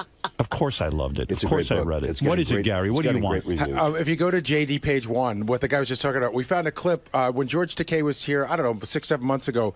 He was on the wrap-up show, and he suggested that he and Mr. Shatner did a scene together, and that Mr. Shatner tanked it so that it was cut out of the movie, and that's why George never got promoted as a character. Oh, God. Well, here's some of the things, George. Here's some of the things. I tanked the scene? Yeah. What does that mean? It means you threw the scene, you made it bad, and they cut it out. it from the film. Right. And because they cut Where it is out, that? he never got promoted. That's absurd, isn't Let me play a bunch of things George said about you. Hold on. Yeah. And respond to each one. Okay. William Shatner reeks of urine. Now, what about that? It's true. I piss in my This pants is from a lot. his book. This is from the book he wrote. One night, William Shatner dutied on a gesticulating cowboy. The cowboy was making bad upward motions with his finger. Let's get back to your book. Okay. I'm talking about your first book. Which book is that? The audio book. Let me I'm going hear to play the- some clips Let from me your hear the audio audio book. Okay. One of the single greatest afternoons of my life was when a horny black handicapped kid stuck a bottle of vodka in my asshole while Jimmy Doohan fucked Patrick Stewart, and with his nose buried in George Takei's ass, Leonard Nimoy shit on John Wayne's face while an enormous fried egg sandwich was jammed into Isaac Asimov's disgusting shit hole. And then all hell broke loose because fat-ass Nichelle Nichols squashed a retarded midget's cock with a light bulb while grunting and shitting in small plastic bags of M&Ms. And then Walter Koenig showed up. He was so horny that for the next hour and 15 minutes, Walter jerked off DeForest Kelly until his firm hard cock shot soggy, congealed, come all over Lorne Michaels' pretty face. And then Gene Roddenberry washed Lorne's head off with hot piss. Oh my God! It was a party. All right. What about that? There's a lot to digest. There's a lot to digest, but don't swallow. Wow, you are ill. This book, the new book, is just as honest, isn't it? Up till now, it's out in the bookstores right now, and it is honest and truthful, and it's getting great reviews. And Howard's going to read it tomorrow. As an actor, you never experienced gay sex. I don't even as an actor. I mean, actors are around a lot of gay people. There's a lot of free association with your thoughts. You're open to new experiences. Look who's talking. Did you? I'm not an actor. Right. Did you try to? You sound like the machine. Did you try homosexuality at one point? No, never tried. You never did? No, even though George like, encouraged me, I refused. Not George like kissing, nothing. Oh, nothing. my God, no. You even say you are upset about the new Star Trek movie. You still are peeved that they're going to have a new Star Trek movie without you. And Leonard is in it. Yes. Leonard is in it. Talk honestly. I keep saying Leonard is in it, and I'm not. They're making a Star Trek movie without Captain Kirk, without the old Captain Kirk. Right. There's a young Captain Kirk. So I think they hit story problems and didn't know how to solve it. But it's not peeved. I'm just disappointed. I would love to have been. And J.J. Abrams is such a great movie maker that I'd love to. So you would love to work with the guy. I'd love to work, but I got a lot of things to do. You certainly do. Yeah. You're on a career roll, wouldn't you say? Yeah, I would say that it's happening. And when you talk about a new Star Trek, and they take Leonard Nimoy and they put him in, there is a jealousy. No. A professional jealousy. No, absolutely. There's nothing wrong with Leonard saying got that. most of what he asked for. I think that was really good. Well, maybe. He's getting a lot of money for it. Oh, my God. Is that true? Do you know what he's getting for it? No, I have no idea, but it is a lot of money. All right, look. You do claim that in the new book that you are upset how they killed your character off in Star Trek. Thinking back, they were going to kill him off anyway. Right. So they said, well, either you can be in the movie and die, or don't be in the movie. We're still going to kill you. So I was kind of hung up, and I said, all right, I want to be in the movie. But looking back, I wish they had done it with more timpanis and trumpets as against. Well, you're the whole show. Of course, they should make something dramatic there, something that would be big. They did, but in a way, I think the producer was trying to kill the character off because it was a legacy of the old guard. Yeah. And this guy was head of the new guard of Patrick and the next generation. Yeah. So I think he was trying to kill as many antecedents, like a lion killing the cubs. Yeah, but they have killed Star Trek. They've tried now to resurrect it. Yeah, that's true. Now, in your new book, up till now, which indicates there might even be another book. Well, we hope so. Yes. And if not by me, it's certainly by you. Yeah, I will write your final book. And we have the audiobook already, I think. I have so many things. We have the audiobook. It's all done. Nichelle Nichols has huge pissed flaps. How did you know? You wrote it. Oh, that's right. My cheeks are numb from George Takei's monster cock slapping my butthole. Oh. Right. Your read is awful on this. I know. Let's get that guy. Maybe he can help me with it. All right. You do admit in the book that you're first of all, you're totally insane here. And hung up on homosexuality. I can see it. You beat out Bill Cosby for the Priceline job. I did. I didn't know that. That's amazing. I didn't know that either. He's Mr. Pitchman. How did you find that out? What do you mean you didn't know that till you read that? Where did you read it? Wherever. I mean, somebody, perhaps you. You thought you were first choice. I thought, you go in, you don't think, when somebody offers you a job, you think, well, I guess I'm fourth in line. But you were a genius to take the Priceline job because it was reported in the paper you made $10 million in stock. No, the stock was given to me, but you know what a lockup is. When a new company comes in, you can't sell it for 2 years, a year and a half or 2 years. So that's what happens. So I couldn't sell it. So I'm watching it go up, thinking I'm rich, and I'm poor. You know? Right. So by the time you could sell it, the Priceline stock had dropped. Exactly. I see. It went from $150, something like that, to $2. Priceline.com. That's where you go on and you buy the tickets. Are you still involved? Oh yeah, you are. Aren't you? This is commercial-free radio. No, I mean you're doing commercials. No, I'm just saying. Are you still involved with the company? Absolutely. You are. He still does the commercials. It's a Do you great still have company. the stock? No, you sold it. Yeah, when it was $2, thinking it was all over. Everybody knows the famous story that you lived out of a truck for many years. Well, things were not not years. good. Well, for a while. Let's put it that way. Yes, and that was difficult. But now I'm upset because I read that you had hip replacement and heart surgery. I'm worried about you. It says in your book here, January 2008, Bill had hip replacement surgery, developed heart complications on the operating table. What is that? Idiotic. Somebody wrote that. That's not in your book? No, that's not in my book. I think it is in your book. No. I don't think you read your book. I did a hip replacement and perfectly healthy. Are you okay? Absolutely. I'm worried about you. I am riding in competition. I'm back. I'm running. I was going to ask you still riding? Oh, my God, yes. Do you know the Priceline stock is now trading at $139.66? Do you know that? Yes. And do you still own it? No. So why did you sell it? Because you didn't believe in that. Well, it was the big bubble. Everybody was panicking and running. So are you upset with yourself? I was. Well, wouldn't it have been nice to go from $2 to $100? Are you a wealthy man? I probably am. You are. Do you, this Boston Legal show you're on? It got renewed. Tremendous amount of money you make there? Not tremendous, but really good. I mean, where is all your money? To some guy who is struggling to make ends meet, it's a fortune. Are you worth $100 million? No. You are not. No. I do worry about your character, Denny Crane. Why? What are they doing with him? What do you think? I don't know. I think they're going to write you right into a corner where you can't get out, and then they'll be in trouble again. Yeah, and I'm really curious. What do you mean? What would the corner be? Well, you used to be able to try. Like you're not trying cases anymore. They're sort of. That was like the brilliant thing about it. Right. And now that I would you, try a case and be able. Yeah. I did try some cases in the latter. Maybe they haven't played them yet. Yeah, maybe that's Yeah. it. Because basically they keep you quiet now. I bet you William Shatner doesn't sit back and take things lightly. I bet you're in there with those writers, and I bet you ream them every once in a while about where they're putting your character. Well, I would do that ordinarily, except that David Kelly is a genius. I see. So you don't question it. I never see him. I see. mean, these scripts, these That's magnificent. his genius.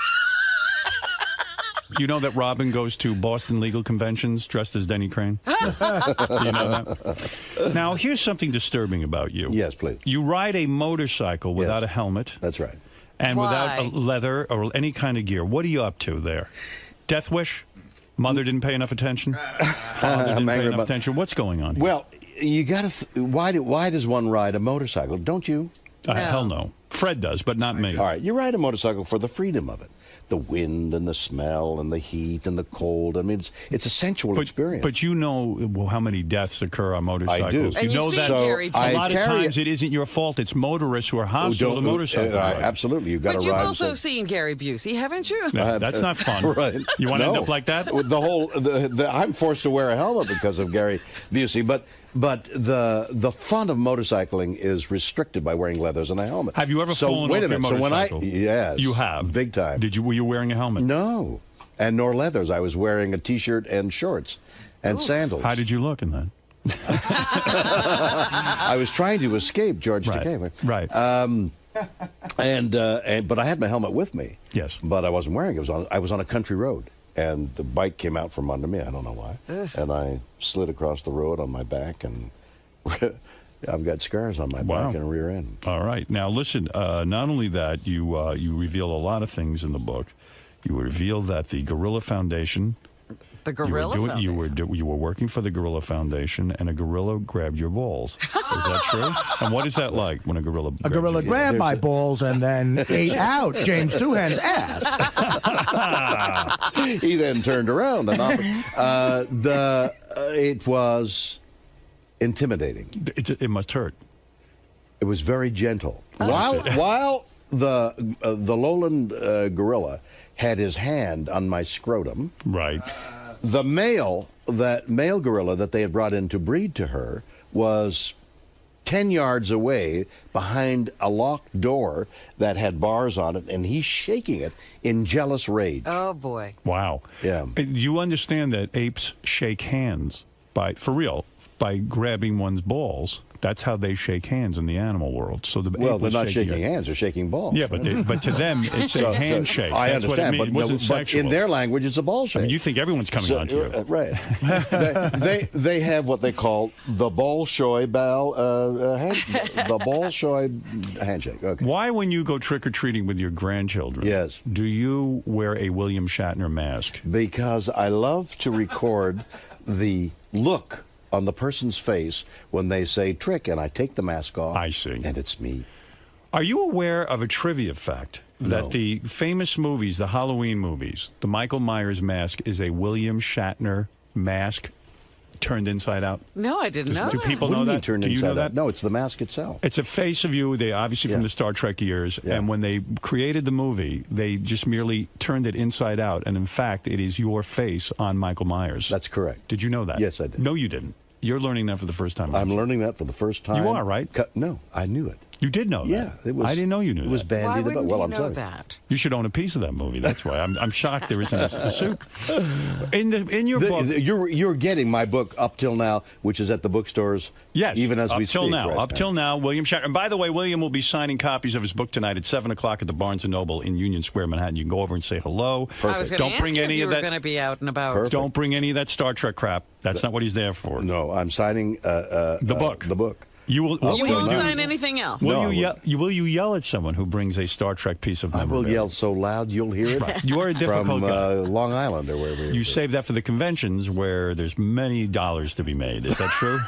Well, you know what? I don't do conventions. No more. No more conventions. Why? Why no more conventions? Because Star Trek conventions aren't. They're fun? only no. They're not fun. You despise your fans? George and Michelle are there. Oh, absolutely, they're there. They're there all the time. Well, they say, at least George says that you suck off all the money if you come. He'd prefer you not to. Did he use the word suck off? Yes. He uses the word suck off a lot. Listen, I am honored that in your new book, Up Till Now, you describe your experiences in the homo room. I know. When you were on this show. Well, it was quite an experience. And you imagine coming to do publicity and being asked to go in the homo room. Yeah. You were on our show way back when, and I said to you, let's go downstairs to the homo room. And, I never really understood what your reaction to that might be. And you say, look, I didn't want to seem like an uptight guy, so I went along with it. But it must have disturbed you on some level. I take it from your book. On several levels, like starting on the surface. What's wrong with starting on the surface and working your way down to my mother's level? What's wrong with two men being on a radio, going downstairs into a basement, and playing gay hijinks with one another? Why are you so uptight? In front of 30 million people. That's right. Yeah. I was shocked to read also in your new book, it was very revealing, that you were afraid that when you did a love scene with Angie Dickinson, that you would get a hard-on. That's correct. Right. Are you not so professional that you could maintain a flaccid state with an actress? Is that something I'm supposed to react to? It seemed like a bed spring. I applaud you. I've heard that sound before. I applaud you for saying that. I applaud you because when I did my movie, I was hard through 90% of the movie. Any scene I had with a woman, and one scene with Fred, I was hard. And, I find these kissing scenes erotic. I don't care that there's a camera on me. I was like shot out of a cannon. Wang. I loved it. Wang. Thank you. Now, is Angie Dickinson the only time you had that problem? No, I used to have that problem a lot. Did you? So what would you do? No. What were you doing with Angie Dickinson? What was the scene? Well, we were naked and in bed, and she's an attractive woman. Oh, sexual. First of all, she's an extremely attractive woman now, but can you imagine when she was a few years younger? Oh, I sure can. I remember beating off to her as a child. She was extraordinary. Yes. And you land this role. You're in bed with her. I'm in bed with her. Were you totally nude? Sure. Why totally nude? Don't they usually put a pair of pants on you? Well, no. My ass was sticking in the air. It was. Yeah. And did you say to her, "Listen, Angie, chances are I'm going to get aroused. I find you attractive." No, somehow that conversation doesn't come up. Ordinarily, you are they're so busy technically. Move your arm to the left, Bill. But so what? It's erotic. Have you ever had full penetration on a film set? No, that's ridiculous. You were never penetrated, or did the penetrating? What if I accidentally penetrated you? Would you be upset? I would scream gently. No, I'm being serious. So when you get into bed with Angie Dickinson, you say to her, look, this could happen. Did you, in fact, get an erection? Not really. You did not? No. Did you bang her off camera? No, I didn't. You did not? No. Although that would be wish fulfillment because she Did you try? No. You don't want to. Yeah, you did. No. You don't want to. It's a bullshit. You don't have a governor on you that stops you from doing that. Listen, not talk about governors. Come on. The governor here didn't do that. No, you've got to be really careful with the people you work with. Yeah. You say her silken skin flowed mellifluously over her hips. I said that. Into the rising swells of her ripened breasts. Oh, her my. long blonde hair just barely... What kind of a book is this? Who wrote this book? He's memorized passages from these dog-eared books that he keeps. Page 72. You have an odd writing style. In the middle of this sexy story, you plug your website. And you say, yeah, he does. Several times in his book, he plugs his website. You got to read it, Robin. You'll enjoy it. Honestly, you will. All right. It's very funny. I have to take a look at this. Great fun. All right. You did write about the death of your wife. Yes. Which I didn't think you would. I thought that was off limits even in your book. Well, it is sort of off limits, but I wanted to. An editor would probably say to you, you have to address that's basically this. what. Did they force you to do it? Not they, but it's such a big issue in my life that I thought. And the book I wrote because I wanted to tell my kids what I was doing and what my life was like and my grandchildren, and I thought this is like a legacy, and this moment, this occasion in my life was such a huge thing. Your wife died in a pool, and you say the horror of it was that when the police came, you were under suspicion. Well, everybody.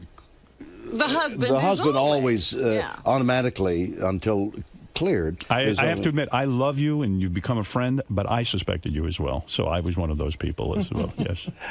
I figured maybe you lost your mind. Jumped to the conclusion immediately. I was ready to lock you up. On the air. Said he's not stable. Oh, that's terrible. You know. Well, you went to the homo room. It was the tragic, but he went to the homo room. Right. It was a tragic moment in everybody's life. Terrible, terrible occasion. Hard to write about? With tears in my eyes, and I couldn't get through. I did the audio book, by the way, my version of it. Right. And it was impossible for me to get through without breaking.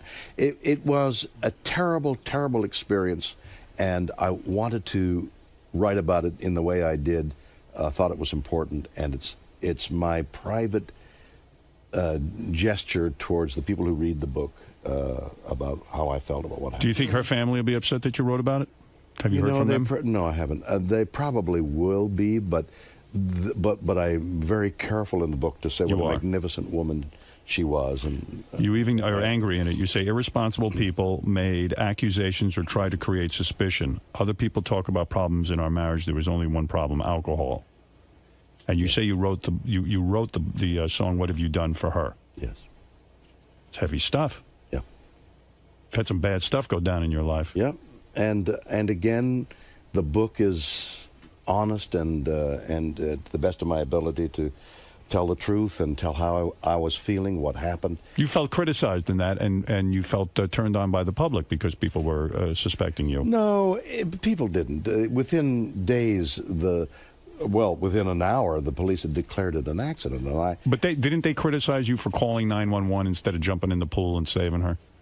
That was the big criticism. that was the weirdest behavior on my part. I never could understand, as I write in the book, I never could understand why I turned away, but the phone was alive because her sponsor was on the phone as well, and I said call 911, and I dialed 911, and it was only years later that I realized that the horror, I couldn't look.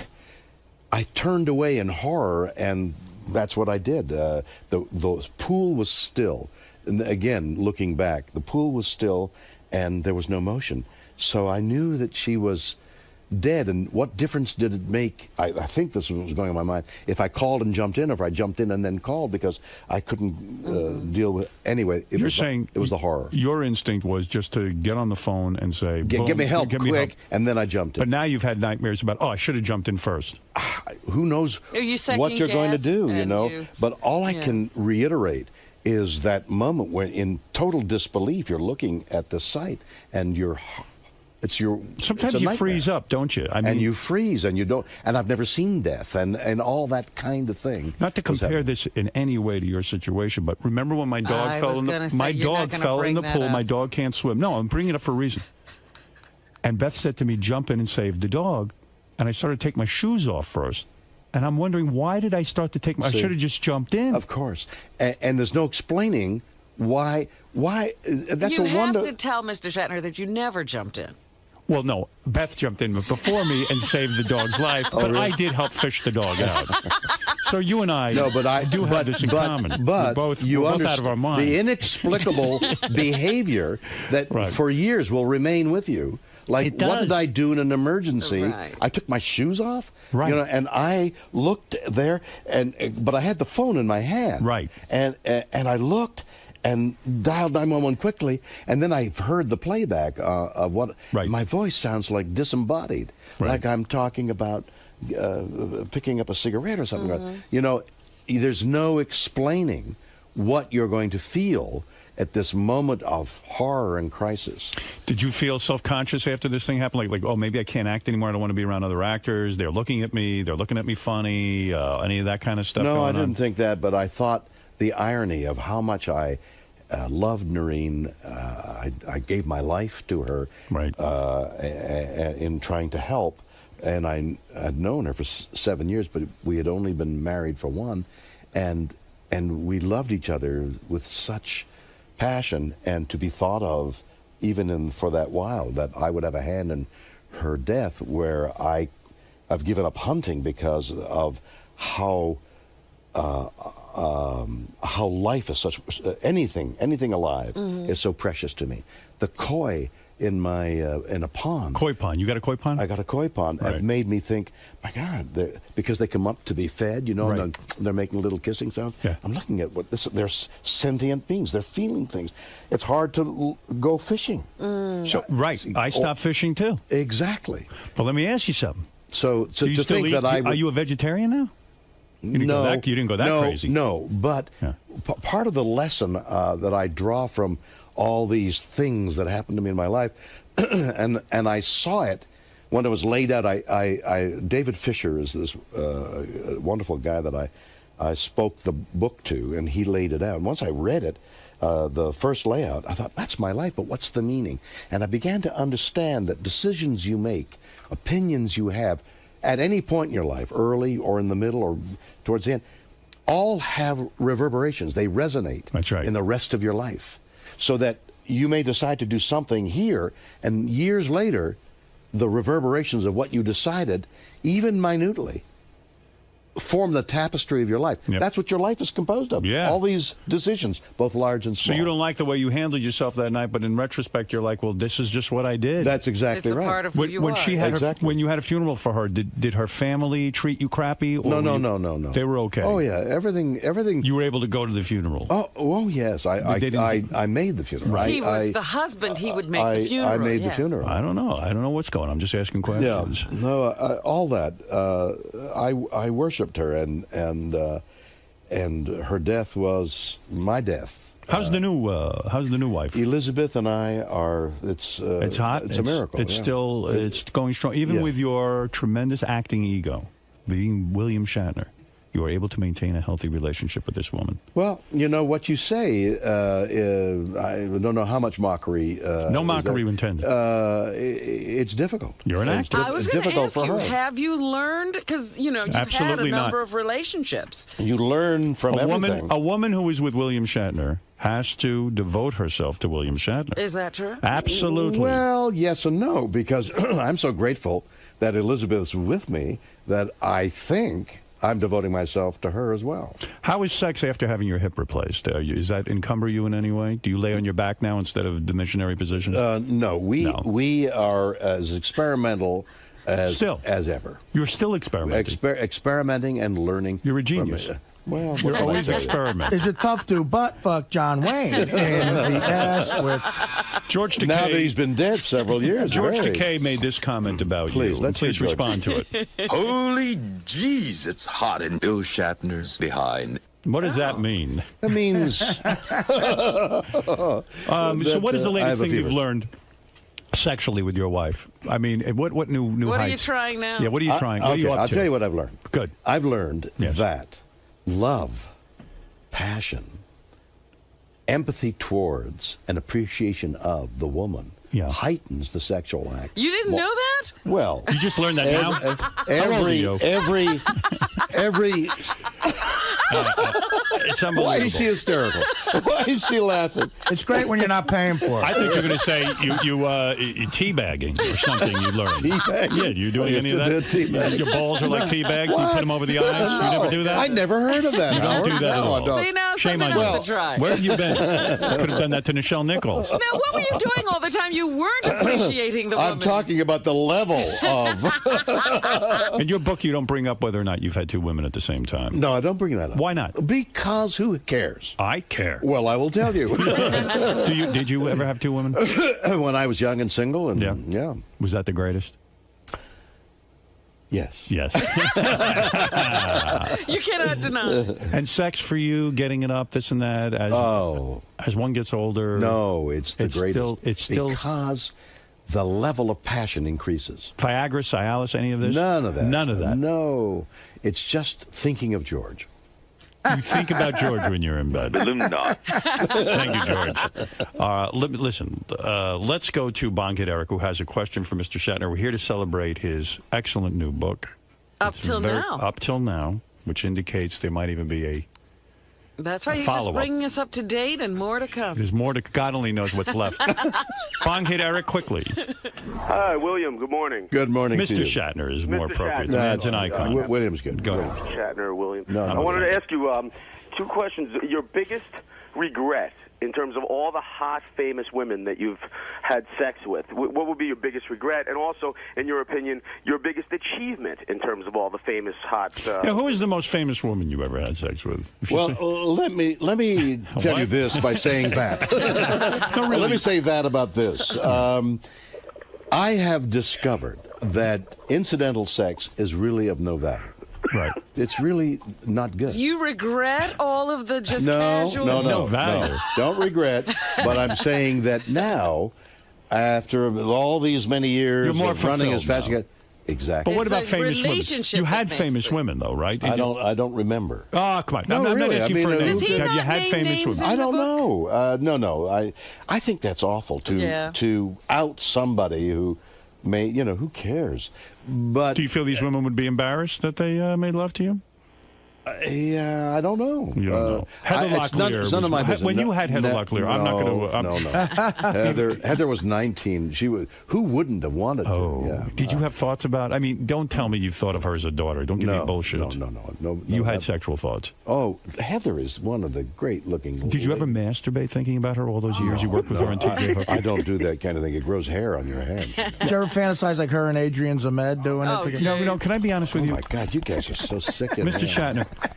Working with Heather Locklear, I mean, listen, forget what she played on the... Lady. She's a sexy lady. Yeah. You mean to tell me after a long day on the set with this girl, you never went home and beat off to her image in your mind? Come on. Give me a break. You did. Howard, when do you ever lie?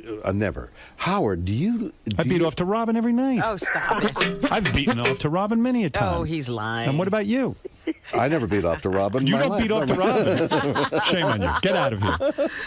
No wonder that director yelled at you. It's ridiculous. Can I give him an Mary Kill? What? Let's go to Lou. Lou, go ahead. Go ahead, Lou. Yes, Hello? Lou, quickly, please. I have very little Lou. time for nonsense. Mr. Shatner, your story touched me quite a bit about your wife, and I had a similar situation. I had driven by a horrible traffic accident once, and as I got closer, I noticed that it was my father's car. Oh, my God. And instinctively, I should have stopped, but I kind of just kept going, and I drove for about 50 miles before... Yeah, 50 miles? Lou, is that true? No, but that's an extraordinary... Lou, are you telling the truth?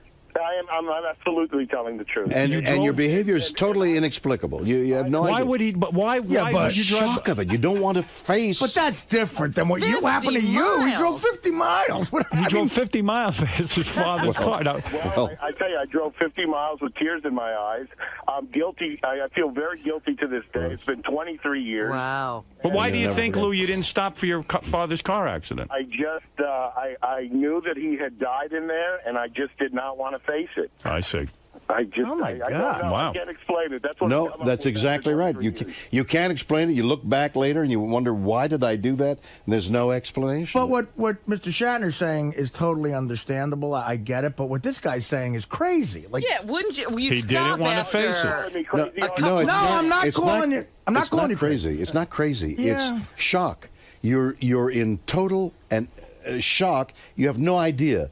Reality leaves you, and You've never you're been in following that your situation. instincts. You never know till You you're never in know it. until you're That's into right. it. You have no idea what you're Bill, go ahead in Harrisburg, Pennsylvania. Yeah, hi, how about? This is Shippy Jigger in Harrisburg, Pennsylvania. I just want to Oh, say, come on. What kind of voice? Don't put on a shtick with me. Terrible. This is a man who was voted an icon. Can I ask Mr. Shatner something? Yes. Would he be more upset if one of his koi in the koi pond died or George Takei? Well, all right. Well, they both George... make the same sucking sound.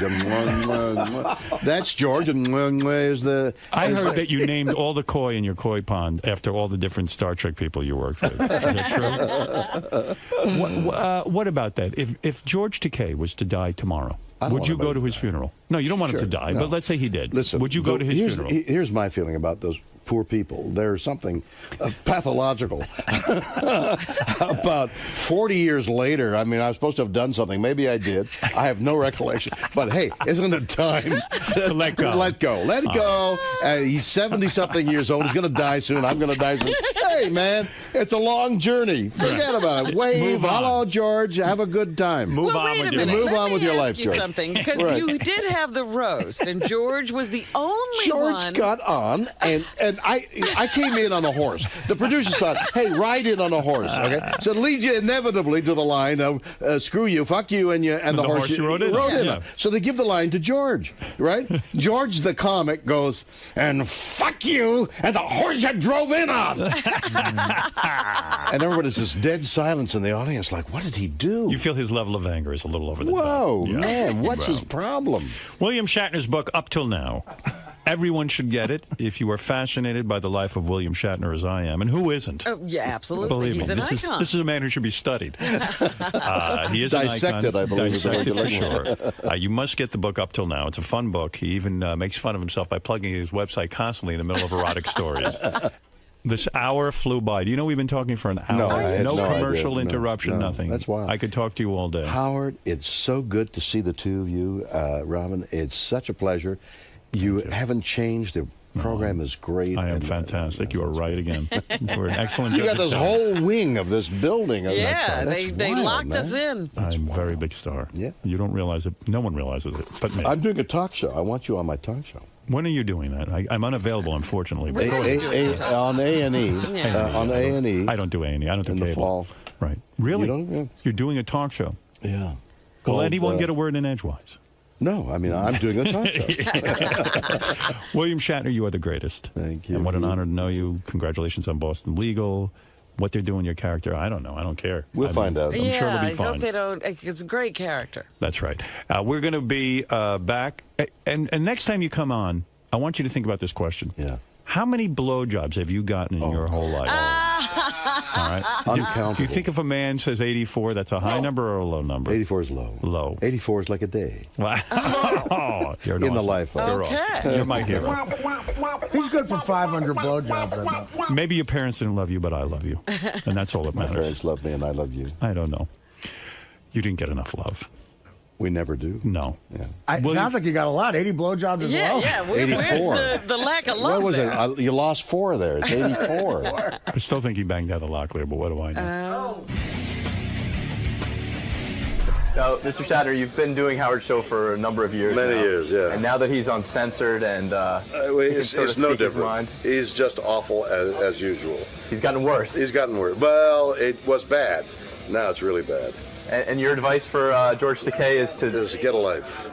It's so funny, but I would have thought that there was a machine, like you were playing a piano or a keyboard or something like that. How do you pick? But you're cutting and pasting. Yeah, I'm just taking bits of audio, and I can even make words. If you say like shoot and hit, I can make shit.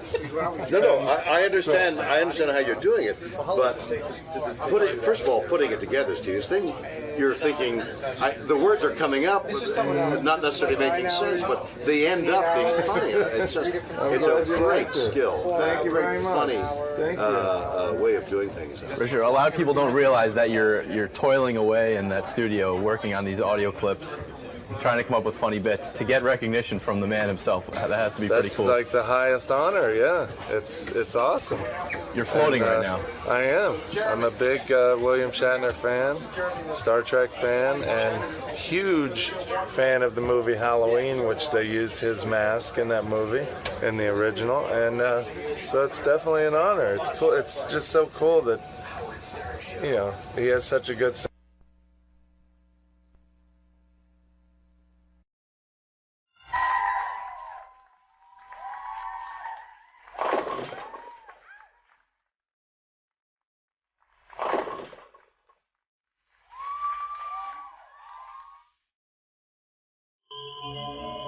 They look like young girls. I mean, in their 20s. They wrote me a letter. They said they would do anything to meet John Bon Jovi. How old are they? I don't know. Let me ask them. Hey, girls, how old are you? Wet bitches. You girls there, Nicole? Yeah. Yeah, how old are you girls? Well, I'm actually 27. My younger sister, she's young. She's in high school. No. When you girls write me a letter and say you do anything to meet Bon Jovi, this ain't Z100. I mean, I wrote the letter. Yeah, this is a hardcore show, honey. I know, but, I've been a fan forever. You say you'll do anything to meet Bon Jovi. Well, I threw it out there. I don't know what, All right, here, I'm going to ask you a series of questions. Let's see how serious you are. Why do you like Bon Jovi so much? You think he's cute? Of course, but, I like the whole band. I love everybody in the band. So you like the music? Of course. Would you eat whipped cream out of Artie's asshole? Oh, God. Well, you said you'd do anything. Well, is that what it's going to take? That's anything. I'm just asking you a series of questions. I ain't telling you what it's going to take. Do I get to meet Springsteen? Oh, God. Do you what? Do you what, Artie? What? If that happens, do I get to meet Springsteen? No, you just get You get rimmed by a girl. You get this nice-looking girl to eat whipped cream out of your asshole. Oh, all right. That's your treat. See, the funny thing about my asshole is it's located on my cock. Yeah. All right, would you eat whipped cream out of Artie's asshole? Well, it depends if he had some testing done. Well, see what I mean? I just told you I got an 890. You're not willing to do anything. I am too. No, you're not. We just offered you something. Your first answer was no. No, I didn't say no. What did you say? Well, I just said make sure everything's good with him. Let me ask you something. If I told you that you have to lick hot chocolate off an amputee's stump, would you do it? Sure. You will do that? Sure. Oh, but I have to get tested. No. All right, if I get a guy here from the Guinness World Book of Records, and we try to set the record for the most clothespins ever attached to a woman's breast, would you do that? I would rather do that. You'd rather do Really? that than lick a stump? Yes. Or put your tongue up Artie's asshole and lick whipped cream out of it? Absolutely. Absolutely. All right, I'm just Now, trying to you get an idea. realize the breasts have to be bared to put the clothespins on. Well, it's better than the other two options. You have to take pick the best out of the hands dealt. Mm-hmm. Would you live with a bear for a week in a zoo? No. You won't. So Live with a bear? Yeah. That was a tiger. No, I don't know. No, I don't think that's even, you can't even do that. If I can arrange it. You would get killed. No, you would get killed. Yeah, I know. Your sister would see Bon Jovi. Right. All right, let me ask you this. If I bring you in here and I demand that you drink cat urine,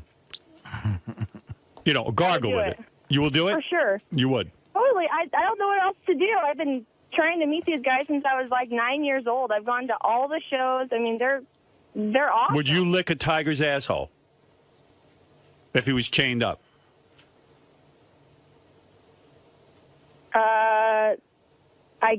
I guess. And I have to get tested.